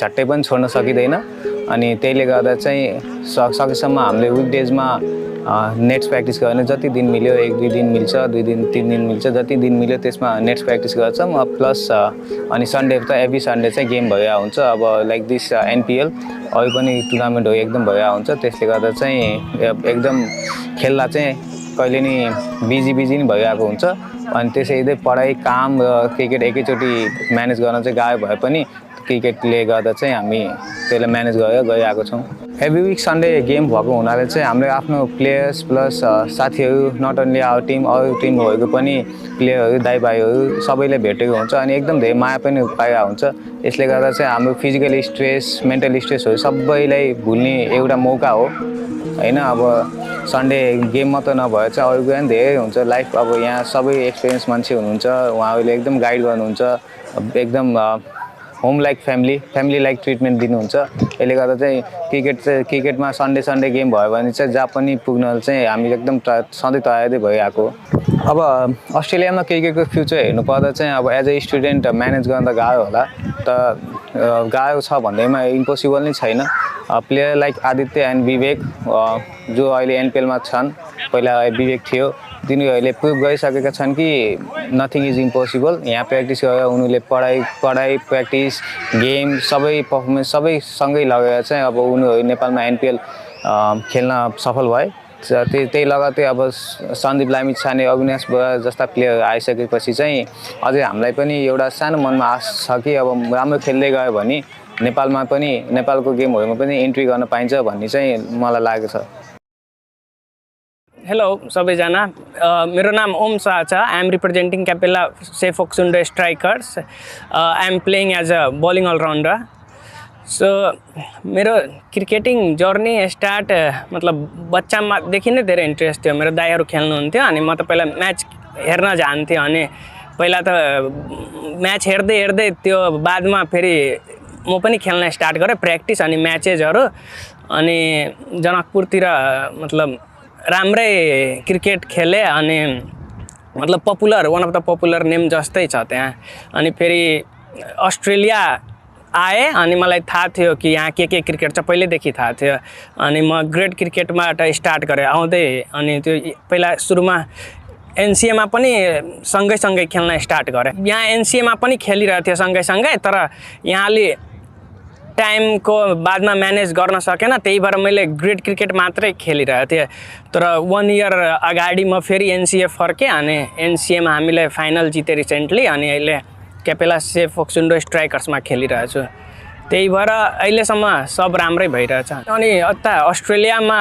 टाइम म्यानेजमेन्ट गर्न अलि गाह्रै चिज छ किनकि वर्क हुन्छ अनि अरू प्रायोरिटिजहरू तर मैले क्रिकेटलाई मतलब एउटा टाइम सेटअप छ मेरो जसरी काम सक्यो अनि यताउता अनि जुन बेला मलाई टाइम बच्छ अनि म त टाइम क्रिकेटमा दिन्छु त्यसले मलाई गुड फिल पनि हुन्छ अनि गुड सर्कल पनि हुन्छ मान्छेहरू हुन्छ अनि आफ्नो पर्सनल ग्रोथ पनि हुन्छ क्रिकेटबाट सिडनीमा एनपिएल राम्रो प्लेटफर्म प्लेयर्सहरूलाई प्रोभाइड गरेछ यसपल्ट जसरी ओभरसिज प्लेयरहरू पनि राम्रो छ Sandeep Lamichhane Harjas Singh under nineteen world cup winner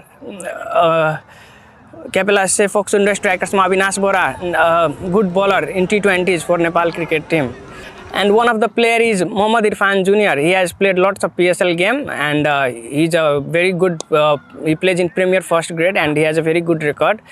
So राम्रो प्लेटफर्म छ प्लेयरहरुलाई सिक्न पाउँछ उनीहरुसँग ड्रेसिङ रुम शेयर गर्दा तर नेपाली केटाहरु दम राख्छ आफू पनि मलाई लाग्दैन कि मतलब नेपाली केटाहरु अलि अन्डर एक्सपोज भएछ तर बिग पोटेन्शियल छ सबैमा मलाई लाग्छ कि केटाहरु साइन गर्न सक्छ एनपीएल धेरै राम्रो प्लेटफर्म छ अनि आफ्नो बिलिफ क्यारी गर्नुपर्छ कि I am there to deliver अब आउने 5 इयर्स मा अब थाहा त छैन फ्युचर इज अननोन बट अब हेरौं कहाँसम्म अगाडि जान सक्छु अहिले त मलाई बोलिङमा एकदमै राम्रो फिल भइरहेछ एकदम राम्रो रिदम छ तर अब फ्युचर नो वन नोज अब म त इन्जोय गरिरहेछु अब अगाडि जे हुन्छ God's plan everything Welcome to the world of expert education and visa services, helping your study abroad dreams take flight from 23 different countries.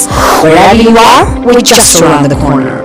From the bustling streets of Bangkok to the breathtaking landscapes of Canada, our offices span across 23 countries, ready to serve you with a smile. Need expert advice on education and visa services? We've got you covered. Whether you're in the heart of Seoul or soaking up the sun in Fortaleza, our dedicated team is here to make your journey a breeze. So why stress when you can access our services worldwide? Let us take care of the nitty-gritty while you focus on your exciting adventures ahead.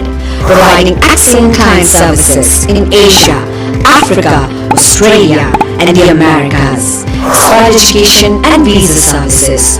Your dreams, our expertise. Rely on an expert. Welcome to the world of expert education and visa services, helping your study abroad dreams take flight from 23 different countries. Wherever you are, we're just around the corner. From the bustling streets of Bangkok to the breathtaking landscapes of Canada, our offices span across 23 countries, ready to serve you with a smile. Need expert advice on education and visa services? We've got you covered. Whether you're in the heart of Seoul or soaking up the sun in Fortaleza, our dedicated team is here to make your journey a breeze.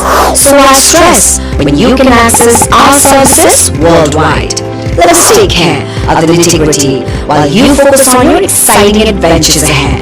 Providing excellent client services in Asia, Africa, Australia, and the Americas. Expert education and visa services. Your dreams, our expertise. Rely on an expert.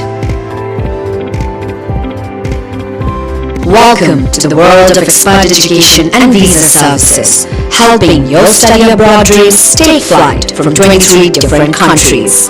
Wherever you are, we're just around the corner. From the bustling streets of Bangkok to the breathtaking landscapes of Canada, our offices span across 23 countries, ready to serve you with a smile. Need expert advice on education and visa services? We've got you covered. Whether you're in the heart of Seoul or soaking up the sun in Fortaleza, our dedicated team is here to make your journey a breeze. So why stress when you can access our services worldwide? Let us take care of the nitty-gritty while you focus on your exciting adventures ahead. Providing excellent client services in Asia, Africa, Australia, and the Americas. Expert education and visa services. Your dreams, our expertise. Rely on an expert.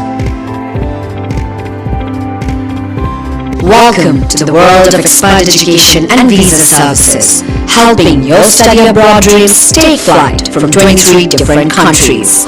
Wherever you are, we're just around the corner. From the bustling streets of Bangkok to the breathtaking landscapes of Canada, our offices span across 23 countries, ready to serve you with a smile. Need expert advice on education and visa services? We've got you covered. Whether you're in the heart of Seoul or soaking up the sun in Fortaleza, our dedicated team is here to make your journey a breeze. So why stress when you can access our services worldwide? Let us take care of the nitty-gritty while you focus on your exciting adventures ahead. Providing excellent client services in Asia, Africa, Australia, and the Americas. Expert education and visa services. Your dreams, our expertise. Rely on expert. Welcome to the world of expert education and visa services, helping your study abroad dreams take flight from 23 different countries. Wherever you are, we're just around the corner. From the bustling streets of Bangkok to the breathtaking landscapes of Canada, our offices span across 23 countries, ready to serve you with a smile. Need expert advice on education and visa services? We've got you covered. Whether you're in the heart of Seoul or soaking up the sun in Fortaleza, our dedicated team is here to make your journey a breeze. So why stress when you can access our services worldwide? Let us take care of the nitty-gritty while you focus on your exciting adventures ahead, providing excellent client services in Asia. म SHEY Thapa current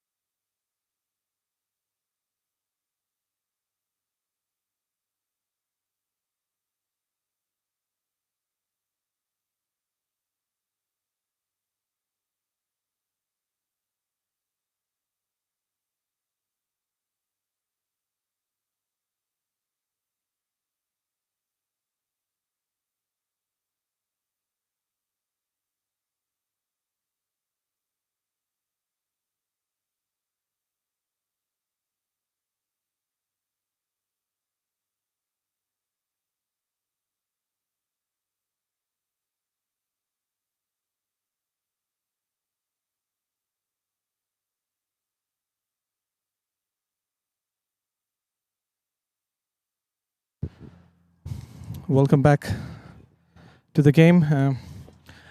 We have here with me Dinesh from Ray Property, the owner of Ray Property. Dinesh,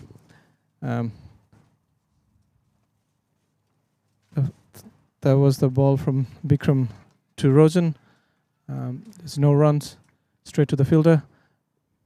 Dinesh, please go ahead with the experience so far for the day now. Thank you for inviting me to the commentary box. It's good going. Different pitch. I think a little bit difficult to bat on this pitch. But I think these boys need to play in this kind of pitches so they can go to a different level. It's not easy, but that's how you become proper batsman. That's my assessment anyway.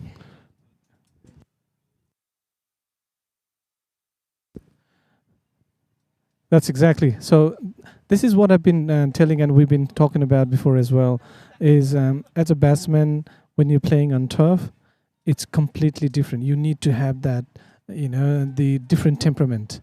The ball doesn't come to the bat. You just have to play a good shot, wait for the bat delivery and try to play the good shot, and which is we're lacking so far in the tournament. Yeah, but I think week by week it's improving. Cricket, I know it's 2020 and we all love 4s and 6, but this is different type of game management. You need to take singles and doubles. Not always you can make 150, 160. So here, Ray Properties, our team, they made 135, I think, which is very, very good total. Yeah, this is different. Like I said, it's different kind of challenge for all the batters. Yeah, it's a completely different. I know, and you well said. What's your perspective in terms of the total that Ray has produced today? They've done really well, up to 134 runs, and gave the target for 135. Were you happy with the score? Were you expecting a little bit more once the score was already there on the board? That was a beautiful delivery. That was completely, sorry to interrupt you. That's a beautiful delivery by Bikram. It was not on the top of the bat and went to the wicket for 1 run for 1 wicket. That was a beautiful delivery there. Sorry, continue. No, that was a very good from Bikram. I think 135 is very good total, and it's gonna be really difficult to get that total unless someone plays a blind eye. It has to go a lot of things right. But then, having said that, Ruby Holmes has a lot of good batsmen. Batters these days. I'm all day. Yeah. Good batters. So they just need to, I think, work on the partnership. Then, like, they have to go every 2-3 overs. But this is very good total in my reckoning. Yeah. Yeah, well said. I think so far on this pitch, I think this is a very good total. Well said that. I think this is the highest that any team has made on this pitch in this competition. Correct. So it's a high task, but again, batsman has to be very disciplined here to get that run. I think the first 6 to 8 overs has to be very well batted here to reach that total. Now just 1 run losing in 1 wicket, I don't think it's gonna do the job well. No. Like I said again, they've got some good batters. I think they're missing her just this week, but they've got a long line of batters that can bat to the in. Again, it's There was a a good start and pull towards the leg side, and that's running towards the boundary. 4 runs. Yeah, no, that's a very good start. I think you can't just come and hit it straight away in this phase. So you have to assess how the ball is playing. If you stay there for 3-4 overs, and you can definitely get runs, which our Shishir did pretty well, and our opening batsmen, both batters did pretty well. Sahil did well as well, correct. Yeah. So you just have to, I think, wait for the chance and yeah. Let's see what this. Oh, he left that ball. Beautiful. That was a very good delivery, and the batsman respected the bowler and left it, which is pretty good, I guess. Yeah, good cricket all over. So, are you happy with your team's performance so far? What's your takes? Yeah, no. If we have always my focus. It's a wild swing. I think that's gonna go for 4 runs, and yeah, it is. That is very crucial runs. Indeed. Very good batting, and no fielders outside the circle, so he just lifted his bat and went in a flash to the boundary. It's very good batting. Rosal route. He's run two section boundary there, 1 towards his leg and 1 on the offside. So. That's pretty good so far, because he left the other ball as well. He was he's really observing the ball, where it's landing and what it's doing. Oh, that's again nicking back in, and he just pushed it. He's respecting the bowler as well, the way it looks like it. Yeah, well played. I think that ball bounced from the good length, and he played pretty well. So it was very good bowling by Bimal Kandel so far. This is his first over. Yeah, no, he went for a couple of fours, but it's good ball again. But he's bowling pretty good line and length. Yeah, there's 1 more ball to go to finish this over. So far, Ruby has scored 9 runs, losing 1 wicket. Bibek hasn't touched the ball so far, so he's been in the non-strike end, and Rosen is doing the job. Yeah, all the runs that Ruby Holmes got, it's been from his bat. Oh, that dropped! Could not believe. No one believed on and off the pitch. That was straight onto the hand of Ayush, I guess, and he just dropped it. Even he could not believe it. He's one of the safest hands. He has good pair of hands, but ball might have come too quick to his liking. Yeah, it's just he didn't have to move anywhere. All he has to do is sit there and hold the ball, and he couldn't manage it. That was a drop catch there, and there could be 2 wickets down there, but Ruby was lucky there. Got out of jail card there. He won't be happy with himself, but that's cricket. You have to be focused every ball. I think this pitch is very hard to get runs against spinners. Very hard to generate the power of the bat and the long boundaries. Correct. Now let's see what Bikram is going to bring to the table. Left arm, bowling straight to the pad, pushing towards the leg for 1 run. They're trying to get 2 runs, but they managed to get only 1, so they're happy with the 1 here. Yeah, Raman's been pretty good in the field for us. Last week he was the difference. It took 6 catches to win the last match. So probably the batters knew Raman was there, so they didn't want to take the chance. Yep, let's wait for another ball from Bikram to Rosen. Towards the leg side, and umpire's signal for wide. With Ray, they got 2 trophies back to back, so you're eyeing for the 3rd one. Are you? Do you think that's achievable this year?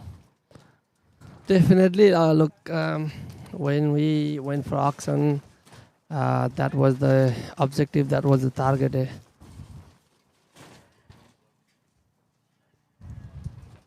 There is another wicket for us. That's a very, very crucial wicket. 2 down. Bikram has been a key bowler here. He took 2 wickets in his 2 overs so far. So that's brilliant what he's done so far. Out of all of the fast bowler, Bikram has been the most consistent for us in these last 3 games. He's quiet, but he does he lets his bowling do all the talking. So pretty well done. Well, that's it's pretty sad to see 2 wickets down early stage, where we've been saying that they need to get those wickets on their hand. And don't play the rash shot, and just tick the scoreboard. At least if they got 1 wicket for 6 over after power play, that'll be good for Ruby, I guess, to reach the target. But the way it looks like they're losing wicket in quick succession, so that is going to be trouble for them, which has been quite consistent with Ruby so far. They got a good batting lineup, one of the strongest out of 4 clubs, but they haven't performed what we expected. Exactly. Now Ruby assembled very, very good squad, and I was expecting more, but then that's cricket. It's not always. I think to go back to your question. It's not always about having very, very good squad. I think our focus is. There was a chance there. It's well run. Good running between the wickets by Suwasa. Now this wicket will be very crucial for both teams. This is next to watch out. If Suwas has to bat very, very deep, if Ruby can get to that total, he's a classy batter. Our focus is mostly on beyond the field. This year, there was a lot of question about our retain player, but we always try to keep the spine of the team, not just in terms of bowling and batting, also to help with the team environment, and that's something we focus on as well. So it's been pretty good this year. I always tell my team, let's focus on teamwork rather than the result. If we have good environment around the squad, definitely we can achieve all the results. So even in the tight games, we can win matches. That's the objective. Very good shot, but no runs. That's it. So I think the good thing about it is, and you managed to grab Sandeep Lamichhane to the team as well, and he's been key to and obviously eye candy for NPL as well, which has really attracted a lot of audience into NPL. That's a very good score. He scores Sunday for the NPL, which is a big achievement for Ray as well as NPL.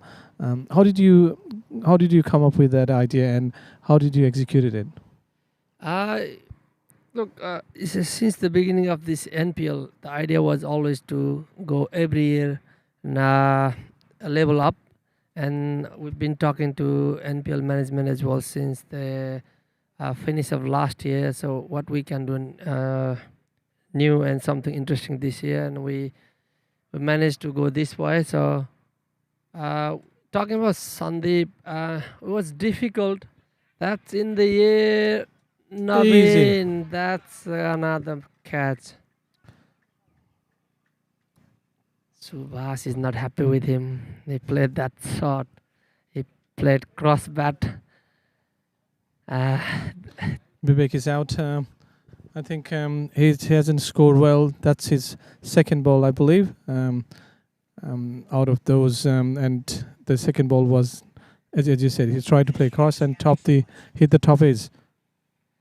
Subhash, I was there last match as well, and he wasn't happy with the batters in the other end because they were just going for gung ho. But I don't think this pitch helps that.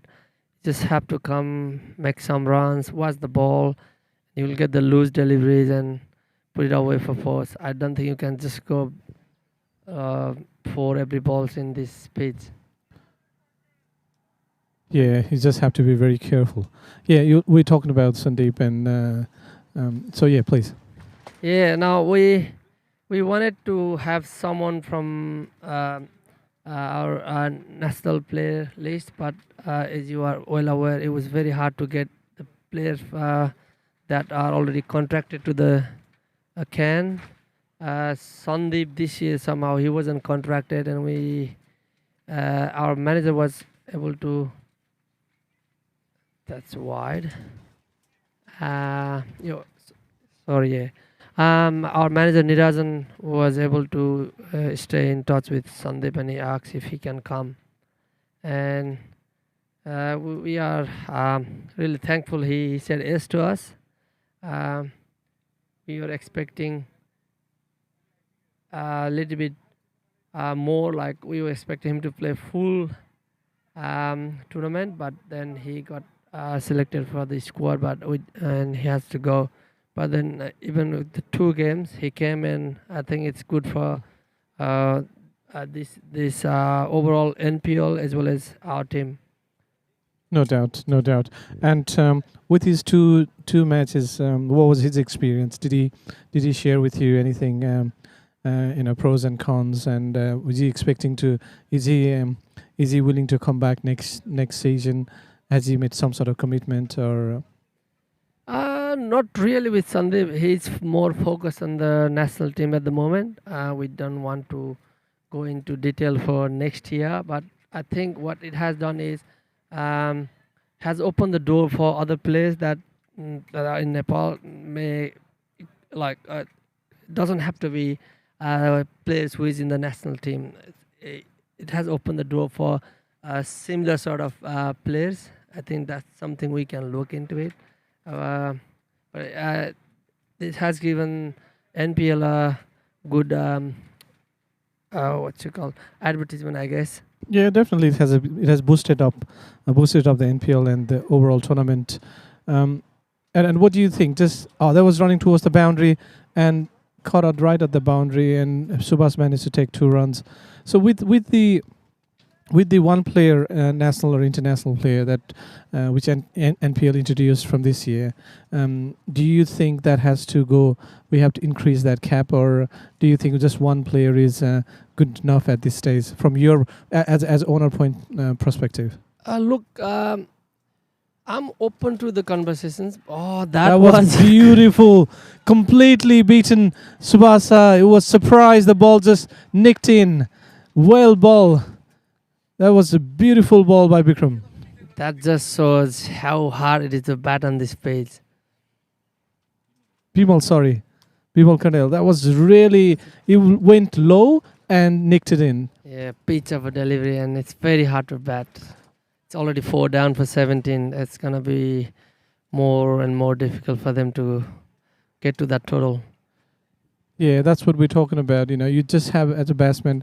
That was a bit surprise for Subhas and a bit unfortunate for him, I guess. He's a very good batsman. But now from here on, Ruby has an uphill battle.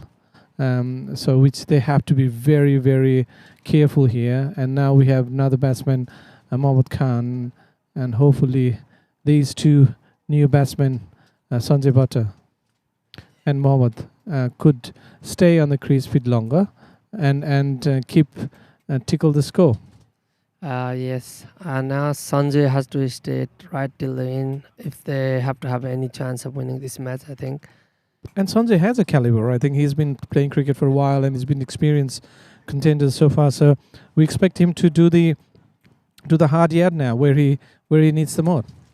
Definitely, he is very good under pressure as well. He played 2 seasons with us, and I know his caliber, and he's a very good batsman as well as good person. Yeah, and sorry, going back to what we talking about, you know, as an owner point of view, do you think we should still cap as a 1, or do you think we can, as an owner, you think there is still a there's still an opportunity to go more than 1? Definitely, I think there is more opportunity to go more than 1, and we can work it out how we can do that. I think my feedback from the players is there is a lot of other good players who is playing under NCAA as well, and we're missing out because of 4 teams. Maybe we can go another team and integrate more team from other communities, as well as my personal take is or every squad has to has 1 player that's under 15. I think that's my opinion anyway. Yeah. But when you say under 15, as in from Nepalese under 15? Yeah, okay. This tournament has to be for up and coming generation. My thought is that like if we give chance to the player like we have given our young player, he's not here today, but player like him, so or down the line, even if you get 1 player selected for Australia, that's gonna be a huge achievement for what we've been doing all these years. That's correct. So look, we've been organizing cricket from 2007 onwards, and now there is with the platform that we have now, there's always it'll be open for everyone to be participation for their participation. Plus, we had the second generation coming into play. We from last season onwards, and still there was one in from your end. He was injured in the first game, I believe. So there is always an opportunity, and I think that's where we'll focus on. Obviously, there is that was going down the leg side and the wide signal by umpire. Yeah, so as a NCA NPL, we will always focus on those. NCA has been a platform for even those second generation as well, and we were able to grab few for our interstate game this year as well. So, and I think that will be the key focus for us. Oh, that was slapped on the offside, going down the. Oh, is that a boundary? 4 runs. There you go. Very well batted. He went right up to the reach and. Mohammad did the job. His first ball as well. He has some confidence as well. That's good batting. Under pressure, about 4 runs.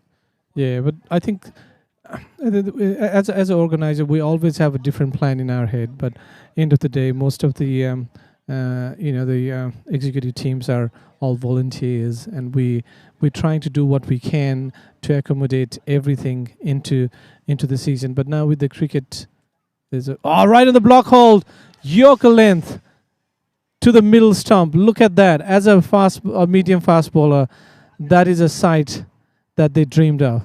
That is such a good delivery, even in this pitch. Yorker of length and left arm over. That's very, very good delivery. Yeah, and we're talking about the cricket has been almost 12-month season here in Sydney. The first 6 months during summer, we do organize NCA as a club level, and after that, during the winter, coming up to the winter, we do NPL. But there's quite a bit of legwork to be done just to do the NPL. It's a big show, and the organizing, the back end work, it takes 3 to 4 months to get where we are now. What we can see on the screen, it's just what you can see there. But having said that, the back end work is a lot, which nobody can see it, right? So yeah, and plus this is a voluntary as well, and hats off to all the members, all the executives who has been doing day and night to achieve where we are. So without their help, I don't think we'll be where we are now. And watch this beautiful game live, each ball commentary, and getting feedback into each and every session and the balls as well. Look, the management has done incredible job. I know personally how hard it is to manage this thing. It's easy to just go and play. You just get your bat, open your kit, play, just go. But this is such a difficult job, and it's draining. Like it drains your brains out. Yeah, it's a physical and mentally. You are so down sometime, and it's not an easy job, as you know, right? You've been there, you've been organizing for so long, and you can understand. But I think there are a few things in the community where people don't have it, and it was beautifully one of the guys were complaining on one of the social media, and there was a good response saying that it's easy to say, but have you ever volunteered? Nah. Just the one statement, and that shut everyone up. I don't think a player understand unless they've been to the voluntary job. Like it's such a difficult task. It's very, very hard. What we see in the screen is easy to see. Our expectation is very high because we've been watching cricket on Star Sports and things, folk style. But to do the live, and there goes a lot of effort just to get this live. And apart from the live, there's hundreds of other tasks that you guys are dealing, and you guys have been doing incredible job. Not just NPL, also NCAA as well. And I think the players that play cricket, they really have to be thankful to you guys, and I only have good words about you guys. Thanks for that. And then look, I think that's where we are. It's just because of and a good gentleman like you, and there are a lot there which understand the work, and it just gives encourage to each and every members in the community and do strive more. And that's what we've been doing so far. Every year we're trying to do something different, and where we are. But look, we all love the game, and that's why we're here. And we're trying to increase more into it. Now, from this year, we've added a women's umpire into the squad, and there was a couple of opportunity to add new women's member in the team as well, which we will keep on doing it. And that's a slow process. That was a good shot to the offside, going run towards the boundary. Sanjay, I think it was, yeah. Yeah, it's a Sanjay. Sanjay, as we said before, he has to play the key role here. He is one of the experienced player on the pitch. So let's see. Sorrows has faced 2 balls so far without scoring any runs, but I think Sanjay has to do the job from here on. Yeah, he's the key for Ruby and also for Ray Properties. They will be trying to get him out. Yeah, there's always opportunity. If they win, they'll be completely beaten. There was a question raised to umpire, but the umpire says nothing, no sound. So I think bat hit the ground. could have been. They could have They could have heard some sound there. But very interesting to see so far. Ruby has lost 5 wickets, and in 5 overs, right? So which is pretty. That was again pushed for 1 run towards the silly. Again, all they need was pushing those 1 runs or 2, and without losing a wicket, right? And so far, Ruby has managed to somehow lose a wicket every over, so which is pretty sad. Yeah, I think this pitch just have first 6 over. Don't lose wicket. 25 runs, 25 to 30 runs will do. That's what I was telling to our boys, and that worked out. I guess the result will show in the end, but that was our approach, and we're pretty happy with the total. It could have been more, but always you wish for more. But yeah, it was a pretty good total. Oh yeah, someone managed to score anything more than 20 is brilliant in this. But for that, you need to do hard work, which I think you've been very disciplined. Your team has been very disciplined on that, and hats off to them. And now look, I think the same pitch they was scored 130 plus, and now what we can see is losing wickets. So again, that's how what I've been saying from the start of the tournament, that you need, as a batsman, you need to look into those bad deliveries and respect the good balls. 100%. If you stay in the crease, you always get bad deliveries. It's a matter of whether you can get those ball away or no. But doesn't matter how good a bowler you are, you always get 1 or 2 bad deliveries. So you just have to have patience to wait for the deliveries, I guess. Correct. Absolutely right. You just have to have, because what happens is when the batsmen start playing a ground shot more and watch the ball, then the bowler will try to do something different, and that's where they get wrong. But when they are winning on their side, they just bowl the same delivery 5 balls in a row. 100%. And Shishir into the attack as well. Shishir has been game changer in the last 2 matches for us. Let's see what he can produce now. Shishir is one of the consistent performer for our team.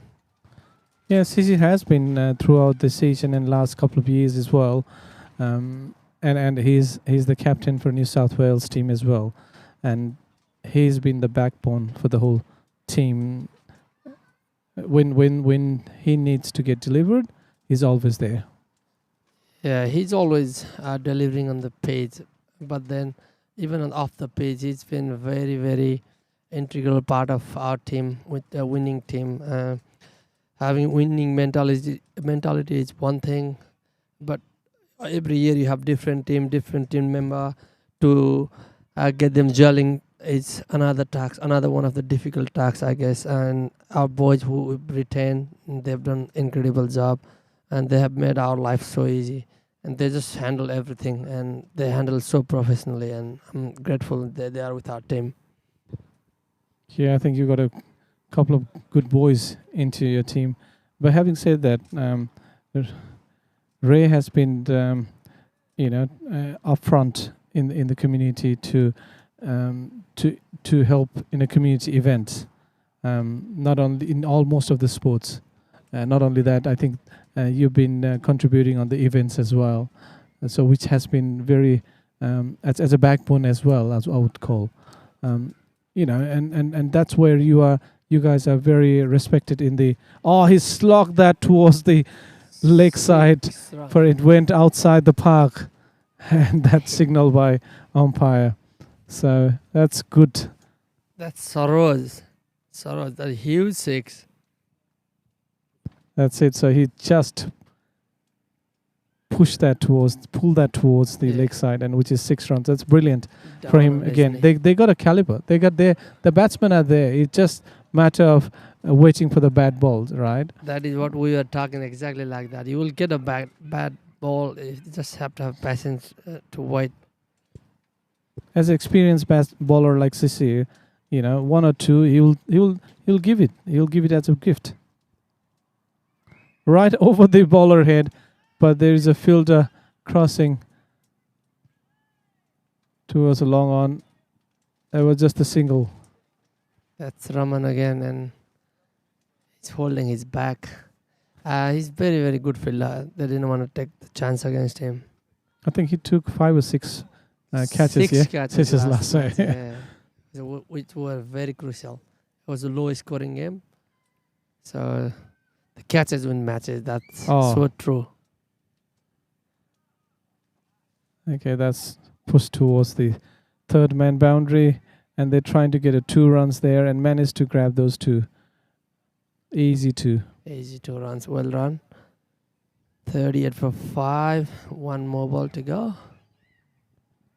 Yeah, this is the 7th over running. Last ball for 7th over, and they're 38 for 5. I think, again, as a score run rate, they're not that far off. It's just the wicket that losing it. There was completely inside edge, went towards the third man leg side, and that's just 1 run. 40 runs for 5. Loss of 5 wickets at the end of 7 over. Look, the runs are there. It's just the wicket they lost, 5 wickets. If they manage to get those 39 runs for a loss of even 2 wickets, they would be up there. I know, right? It's just a wicket, which is just the wicket difference, I guess. And as we talked about, the 7 over 40 runs, it's pretty good for this wicket, right? For the first power play, and then slowly once the batsman will get settled, and they will start notching those extra runs here and there, and that tickles the scoreboard, and that can reach up to the respectable totals. But at this stage, the runs are there. There's just the wickets. But having said that, they still have a good batsman on their pavilion. So let's see how they play with these remaining ball. And back to attack now. New first ball by Chitty, the captain himself. Doesn't get any easier, does it? No, you just have a good bowler everywhere, I guess. Okay, here we go. That's a wide signal by umpire. So he got 5 wickets in great match yesterday. He was man of the match as well. So he's in form. Okay, so hopefully that good spirit will come back to this game. There's another back-to-back wide. There was a quick delivery, but he managed to throw towards the wide. It's a couple of wide there. Easy runs for Ruby Holmes. The ball. There was a bit of turn. That's very hard to play.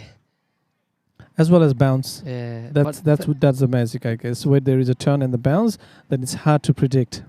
Well left by Sanjay. Yeah. Because they've been on the same team before, so he understands. And they've been playing together in Canberra as well prior to that. So they both understand each other, their strength and weaknesses. So true. That was completely wide. Another we can wide. easily see from our end. And same, we had a similar thought ourselves and the umpire. So he signaled wide. 3 easy runs.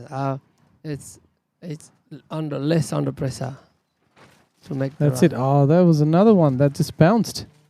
So he couldn't believe it. Sanjay was just watching around and saying, "How did that happen?" You just have to land on the good spot, and the pitch will do the talking. That's it. 8 runs per over in this wicket is very hard. I can tell that with the experience of 3 weeks. Yeah. There you go. He's premeditated shot straight over to the slip where Sisi was sitting, but managed to grab 1 run. I don't think that was needed. They already got 3 easy runs, and that's it. That's the silly mistake batsman does every now and then. I think from his point of view, I think he was completely beaten by a few couple of balls. So maybe that's what he was thinking. The ball is turning away from me. Then why don't I sweep it up? I think that was his premeditated. Completely, you can see it before he was throwing. He was ready to push up, but that is such a high risk shot. for 1 run. Oh, there you go. He pulled the ball towards the boundary. They completely beaten.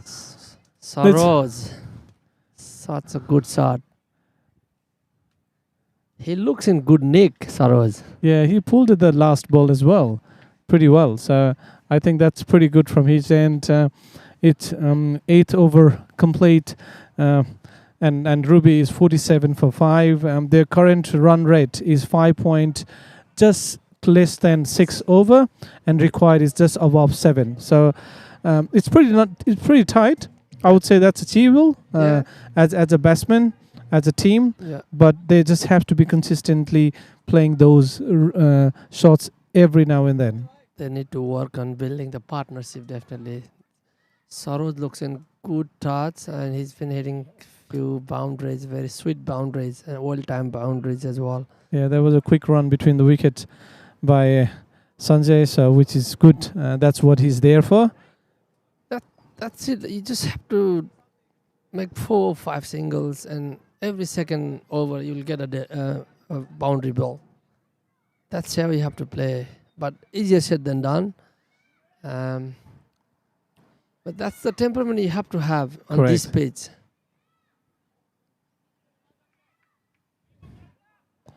All right, I was trying to get more runs there. Good batters always will find the space between the fielders. They always manage to get the runs. And this is what these two have been doing.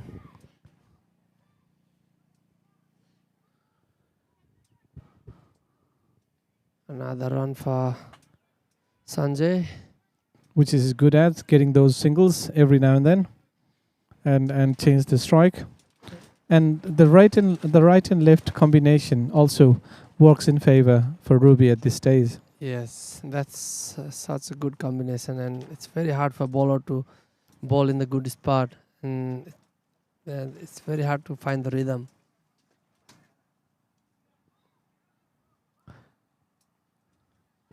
Because there was no runs, just a dot ball.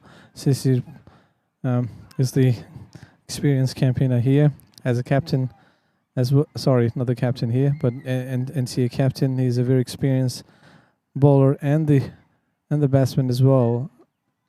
There you go, straight to the fielder, no runs. There's one more ball to go. I reckon Saroz might look for big one, but I don't think that's necessary. Yeah, no. You were right. He slogged that up again, over to the fence, outside the park, and the 6 signal by the umpire. That is what he is. Saroz is such a good batter. Like I said, he would go for big, but it looks good when they come off. But yeah, if it's risky as well at the same time, risky right? because they already lost 5 wickets. Yeah. Saroz is at 18, just facing 12, but those couple of sixes, I think that's what it's all about. Him. Now back to the tag, Chitties. Yeah, the run rate had just gone past 6 and over with that huge 6. And that's quite contrasting run rate there. Look at that. Sanjay being 13 runs on 18 balls and Saroz being 18 runs on 12 balls. So it's just the other way around. So I think that's important as well as a team. You can't both go all at the same time. And that's not required as well. And the run rate is not that high. They've lost a lot of wickets. Oh, that was uphill by the keeper. But umpire said no. That was a good delivery. oh, Sanjay is completely beaten. Completely That's beaten. such a good He's still surprised with the couple of deliveries. You can see, the way his gesture is like, how did that happen? He was thinking the ball is going to come to his bat, but it's completely missed him. Another one, tried to push for a single, ball straight to the fielder. No runs there. Beautiful bowling by Chittis so far. He just got 8 runs on his... they scored 8 runs against him. But yeah, that's a very beautiful bowling. And again, beautifully done. Beautifully done. That's the right spot to hit. That's unplayable ball. I think next couple of overs, that will be very crucial for both teams, which way this match will swing. Oh, that was a big bounce. Look at that bounce. See, he was raising up. It just went up. Yeah, now look, I was telling the boys, don't try too hard. Just Yeah. land the ball in good delivery. Pitch will do the rest. Again, he tried to sweep it well- straight to the fielder. That was the bottom ace of the bat. It wasn't in the top. It was a bottom ace. And it just went back to the fielder. It was an easy catch for Chittis. So that is very, very crucial wicket for both team. And Ruby just were going cruising through. Now they managed to lose another wicket. Yeah, I think it was Sanjay was a bit frustrated. Yeah. That's what happened to him. He was off bounced and turn, and he was trying to do something different completely. And on the way, he got caught, and that's the result. Against the spin, when the batter, they struggle to read the length and the line and the turn, they always go for sweep. And that's what Sanjay did, and he managed to get top edge. And this difficult pitch, that's not a bad choice to sweep in this pitch. I think a lot of batters, they're not sweeping. I think you can sweep in this one. It just... I think what Sanjay could have done from high end is, he could have stepped slightly up, because he knows that he couldn't. If he wait the ball, then it's gonna do the magic. So Yeah. before it's turning, he could go slightly up forward and do not get the turn and try to hit the ball over the pitch, right? When it's half volley, rather than just letting the ball do the talking, right? And then the bowler will try to short pitch the ball, Yes. and then he'll have enough time to play the ball wherever he wants to play. I think, which he didn't do it. He was staying on his piece, trying to reach the ball, but he couldn't. But I think he should slightly come out of the pitch and try to notch the ball, which he hasn't done. But he, as you said, the pitch is doing a lot of magic there, right? Especially for the spinner. What I realized was a lot of batters, when they go for sweep shot, they're looking for boundaries. When you sweep, you can just get one or two. I think that tactics can work in this pitch. Because if you sweep, you can reach to the ball, and then before the ball turns, you can reach there, and you can get runs. I think that's one of the tactics the batters can use in this pitch. But again, it's not easy to sweep as well. Like just we saw what happened to Sanjay. Correct. And he's experienced batsman as well. Yeah. Sometimes the experienced batsmen get frustrated and they just let their wicket easily give their wicket down. So now the new batsman is on the crease, Suraj Rawal, and Sanjay is still playing. Saroj Karki is still playing well. He has scored 18 runs in 12 balls, and there's a new bowler introduced, Raman Jaisi, by Ray. What do you think, Raman, now? No, Roman's been pretty good all around with the bat, with the ball, and in the field as well. He's very even the first match, he was very crucial. That was low scoring in the synthetic pitch, but he bowled superbly in that match, and he was the difference in that match. The first match, the opening match. Let's see what he can do here. Yeah. Now the end of 10th over, the run is 56, losing 6 wickets. The run rate is 5.6, as you can see on the screen, but the required run rate has crept up close to 8 runs per over, which is a bit difficult task from here on. When Saroj was batting last over, he managed to get that run rate down, but now the run rate is going up.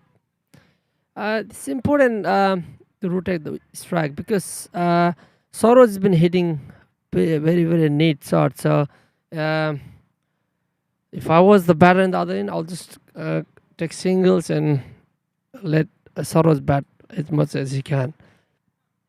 Oh, that was a first ball, and they appeal for a out, and looks like he nicked the ball. The way it looks like it. But umpire hasn't given out, has he? I think he did. Okay. It was a very soft dismissal there by Saroj, and he was playing pretty good. But now it's a problem with Rubies. You got two complete new batsmen on the crease, the way it looks like is the captain himself, Hemant, is walking towards the pitch. We just have to get confirmation, but looks like that's a captain walking for next batsman. But there will be complete new batsman on the pitch. Yeah, it's gonna be an uphill battle from here on. Hemant's got some good average, good strike rate, and some good runs. He's capable batsman, but then there's not many wickets left. See what's his approach gonna be. They're in trouble. Yeah, I think that's a right statement. Award choice award, I would say. They are really in trouble here. Just 10 over, they've lost 7 wickets. That's a massively done, to be honest. It's run rate is not that far. I think it's just the wicket is gonna be killer for him. Yeah, don't know how did they manage to do it, but yeah, looks like Ruby's race has been a bit stronger side now. I think we have to give credit to the Ray Properties bowlers as well. They bowl very good 6 overs, and they put under massive pressure. That's why we are here, I think. Yeah, so now the first ball to Hemant. Oh, that was stepped up. They were appealing for out. Oh, I think it hits the leg rather than the bat there. Yeah, I think he's outside of the off stump. He probably appealed for LBW, but he's outside of off stump. I thought the ball went up on the air and the fielder caught it. So I was more looking at the nick rather than anything. But look, I think again the ball is bouncing there, as we just saw. The next one, oh, he played late, trying to push for single, which he was easily done. That takes to the 57 runs now. For the loss of 7 wickets. Yeah, so they got only 3 wickets in their hand. So what do you think? They have to play slow. They can't hit it high. Yeah, and for Ruby, I think it's a bit sad to see. Still, I think we still have good batsmen in the league. Now Suraj Rawal, he's a very good batsman as well. He can hit 6 if he in a good condition. There you go, the first ball. He tried to hit it to the fielder, straight to the fielder there. Yeah, I think I shouldn't talk prior to the delivery, I guess, the way it looks like it. I said he's a very good batsman who can hit 6, but he tried to hit that, but the first ball wasn't supposed to be hit. No matter how good you are, but this pitch is such a difficult pitch to hit 6 runs in this pitch. Such a difficult. And Raman's been such a good bowler. And again, we can see he has already managed to grab 2 wickets in his first over. Raman is such a star. I think he's one of the star of the tournament. Indeed. Now, another new batsman on the crease, Saroj Paudel. Oh, there's an 8 wicket down. That's a bit sad for Ruby with the caliber they have. And I was expecting a bit good running chase and a bit competitive game here. But I think Ruby is giving away the game to Ray so easily. I think they missed Prashant Bista massively today. He's been one of the key performers in this NPL throughout the four seasons, and he's such a he's such a good player. He bowls, he bats, he fields, and I think they missed him today. That's one aspect, but still they have plenty of skill and caliber in their in the tent. But yeah, it's just sad to see. Oh, again they appeal for out. That was a fast ball, golden duck. Saroj Paudel, golden duck there. Raman is in hat trick. I was saying that. Oh, look at this guy. Finger. Look at this guy. You know. He has magic in his hand. Oh, as you said before, he was a key fielder last game. Now look at him. He just changed the end game towards it. Look at that. He's on hat-trick. The last wicket, 9th wicket down. There's only one more wicket to go. and there comes the new batsman Rajiv Dhital, and it's a very, very unusual and very in a very, what I call a very Sad way. sad time to come in. I know I want my team to win, but I want this competition to be very, very competitive. And other three teams still are in the competition, but I think Ruby Homes are going to be out of the tournament if they lose this match until something really, really magic happens. It's very, very hard for them to win from this point on. Yeah, it'll be a bit tough to win from here on. They just have 1 wicket in their hand. Oh, the awkward bounce.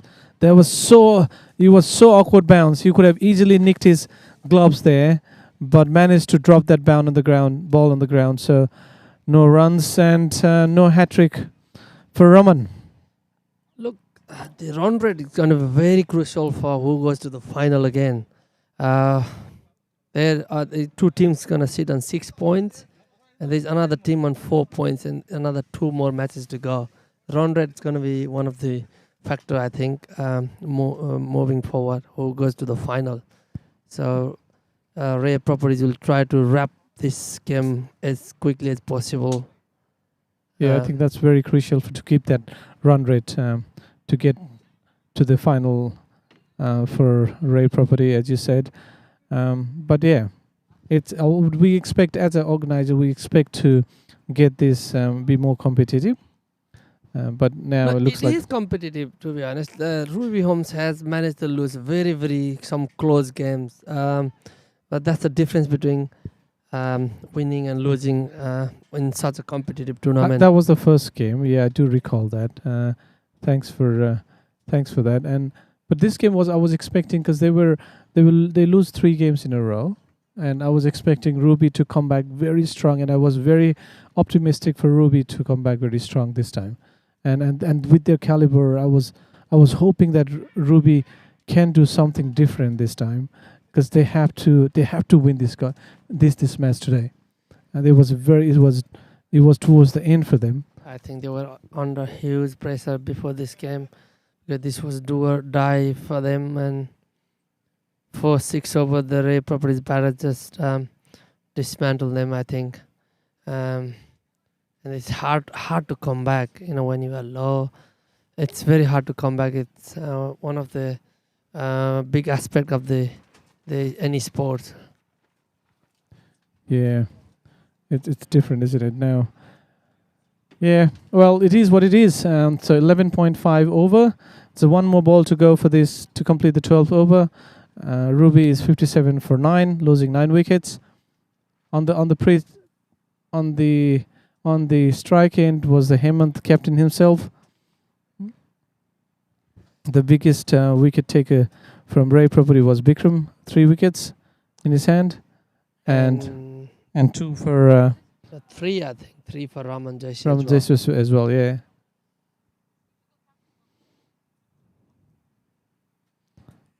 Look, sorry, I think I forgot to answer the question regarding Sandeep.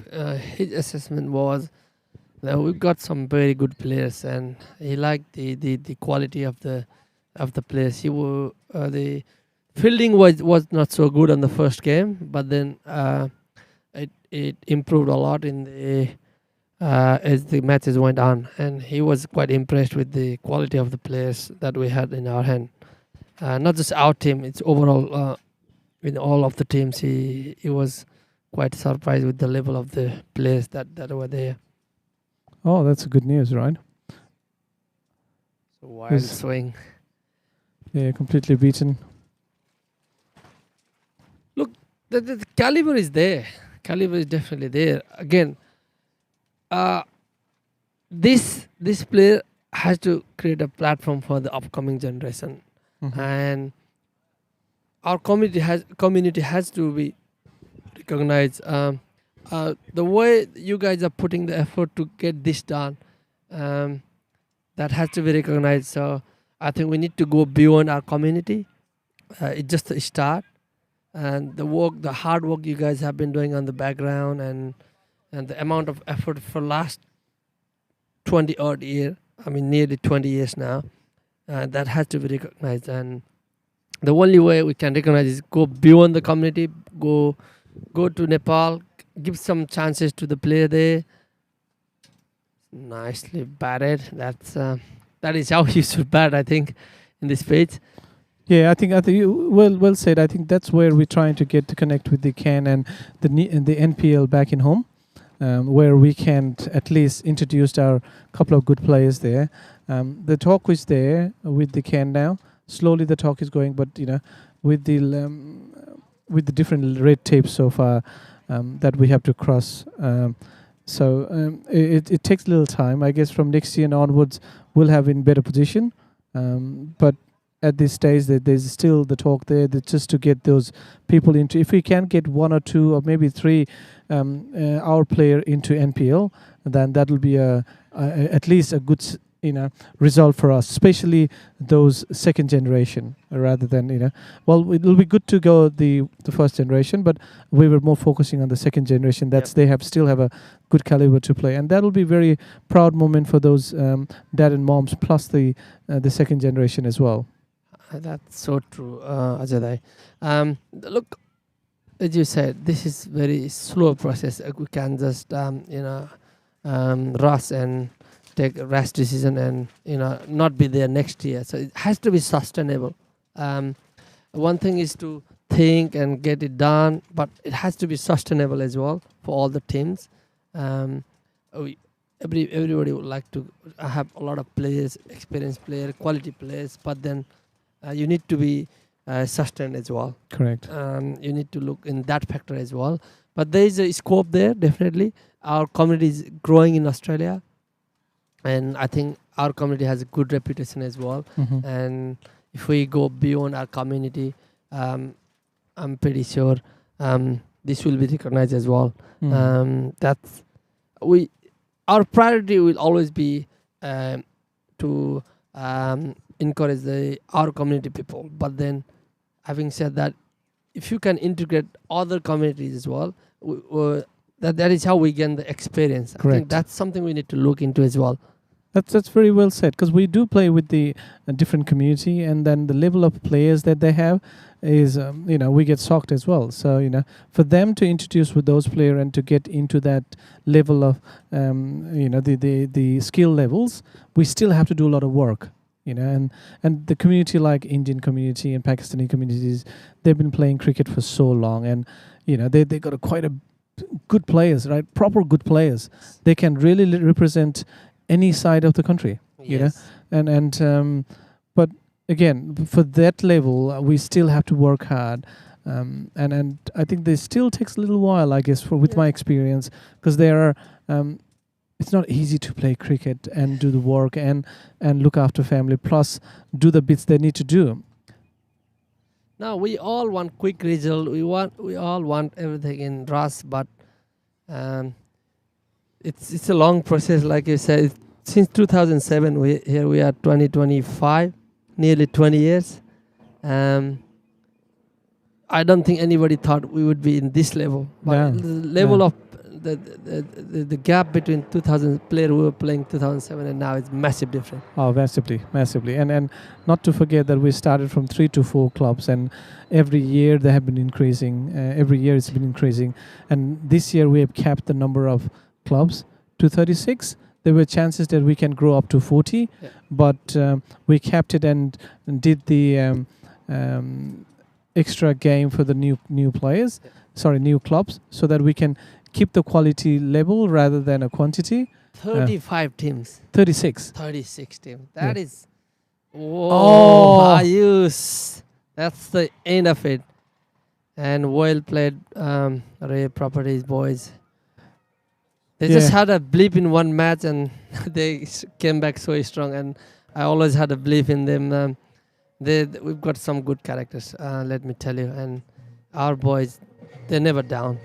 Well played, boys. Yeah, congratulations, Ray, for winning another game, which was beautiful. And that's the Bikram Sod. It's been brilliant out of the whole teams, whole clubs, between 2 clubs. So There you go. That's the man for today. And it was a beautiful game. It just short-lived. It didn't go up to 20 overs that we expected.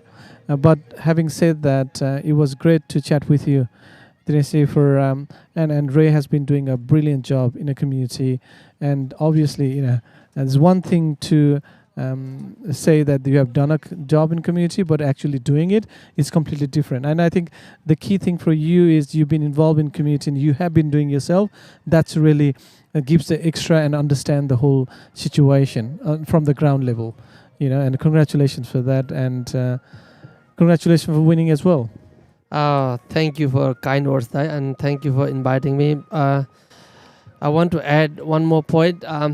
We can only give it to the community because people like you are here managing this kind of events, and without you guys, we cannot do it. And you need more people like you guys.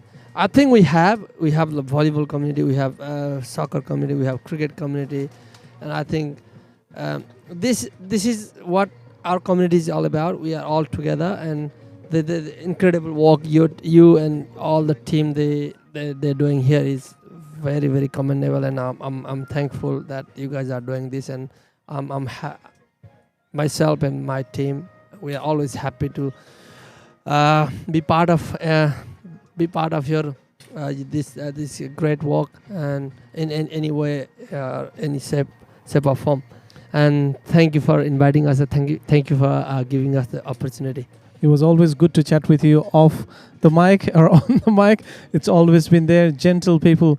If you don't know Dinesh, he's been always gentle, and he's always right there to say good things about the community, not only for cricket. And he's always involved. He has been involved in football and volleyball as well from the start. So hats off to you and Ray, and thank you for joining us in our team today for a quick your thought into the game.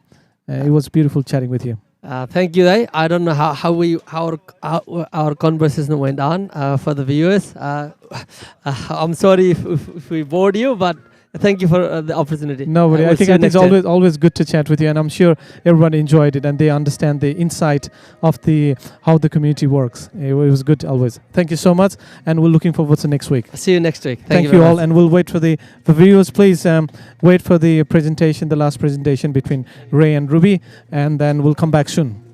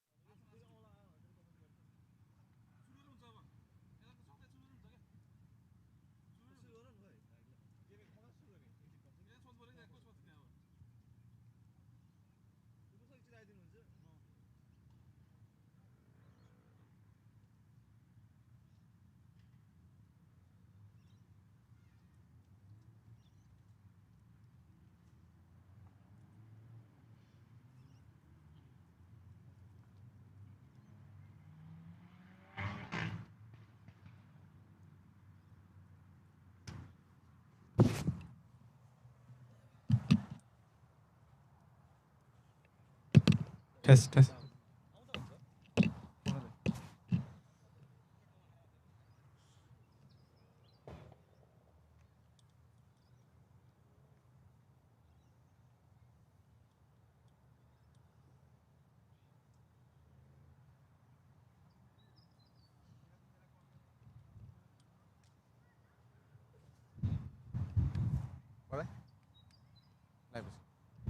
Good afternoon, everyone. Welcome back to the post-match presentation of second game today.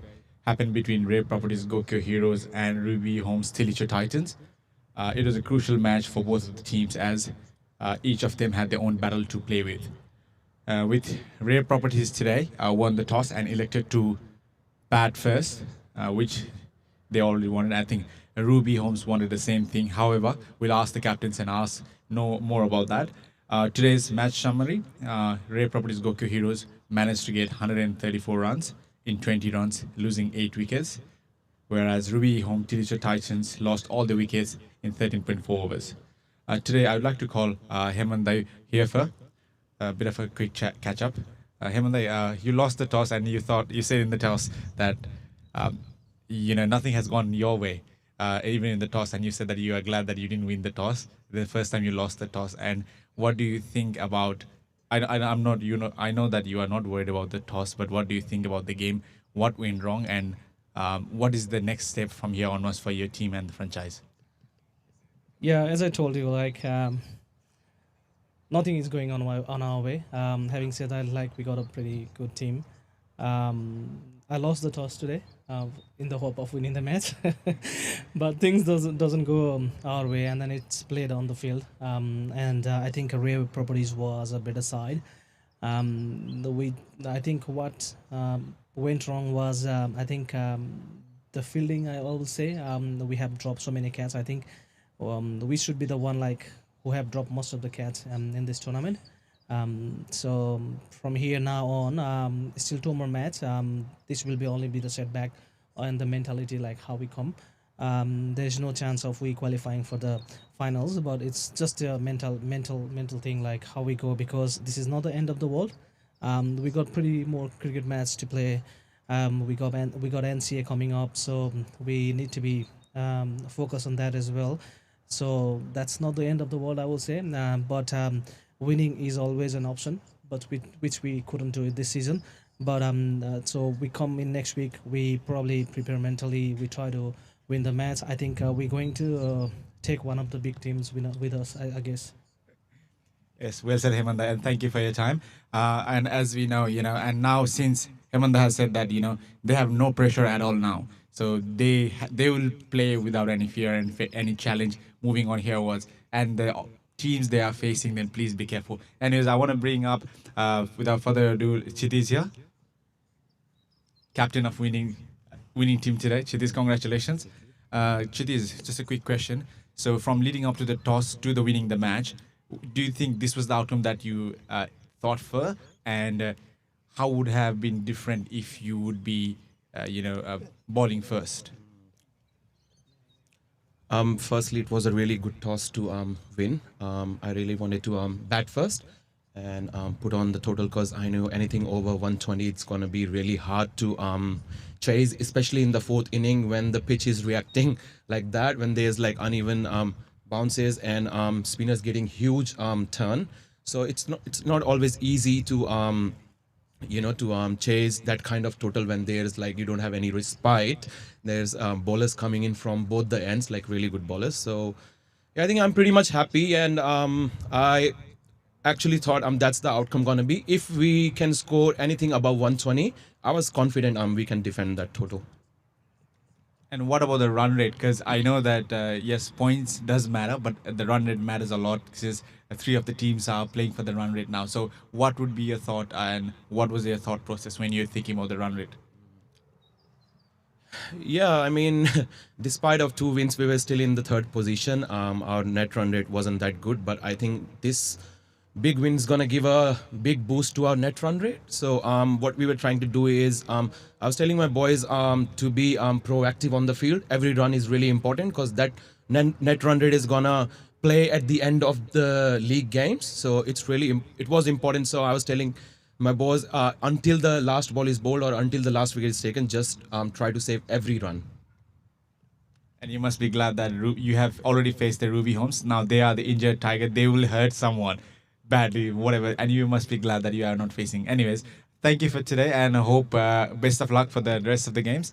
Thank you, Chitis. And before we go, I would like to present the man of the match today, and it's none other than Bikram South for his exceptional bowling, 3 overs, 11 runs, and 3 wickets. And I would like to call upon Rupak Dai to present the Man of the Match award.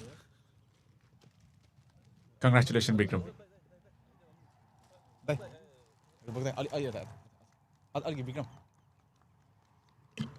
Bikram South. Well played. Thank you, Bikram, and congratulations. You want to say a few words about your bowling performance? What was the inspiration? And how confident are you for the next 2 games? While talking about the confident, I'm very confident, and I would like to thank my captain who motivates me throughout the game on the field, and I would like to thank my teammates. I got the senior boys who helps me, motivates me throughout the fields, and I would like to thank them all. Thank you. What do you think about next 2 games? Next My plan?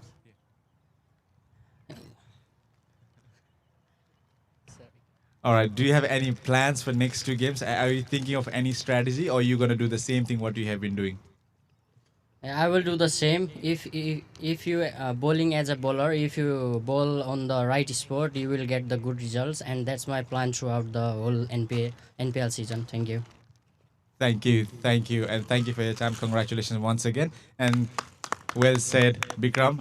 Thank you. That's all from the post-match presentation. Thank you, everyone, and hopefully we'll see you next week on week 5. It will be much of a battle for the top of the table. Please stay with us, and we'll see you next week.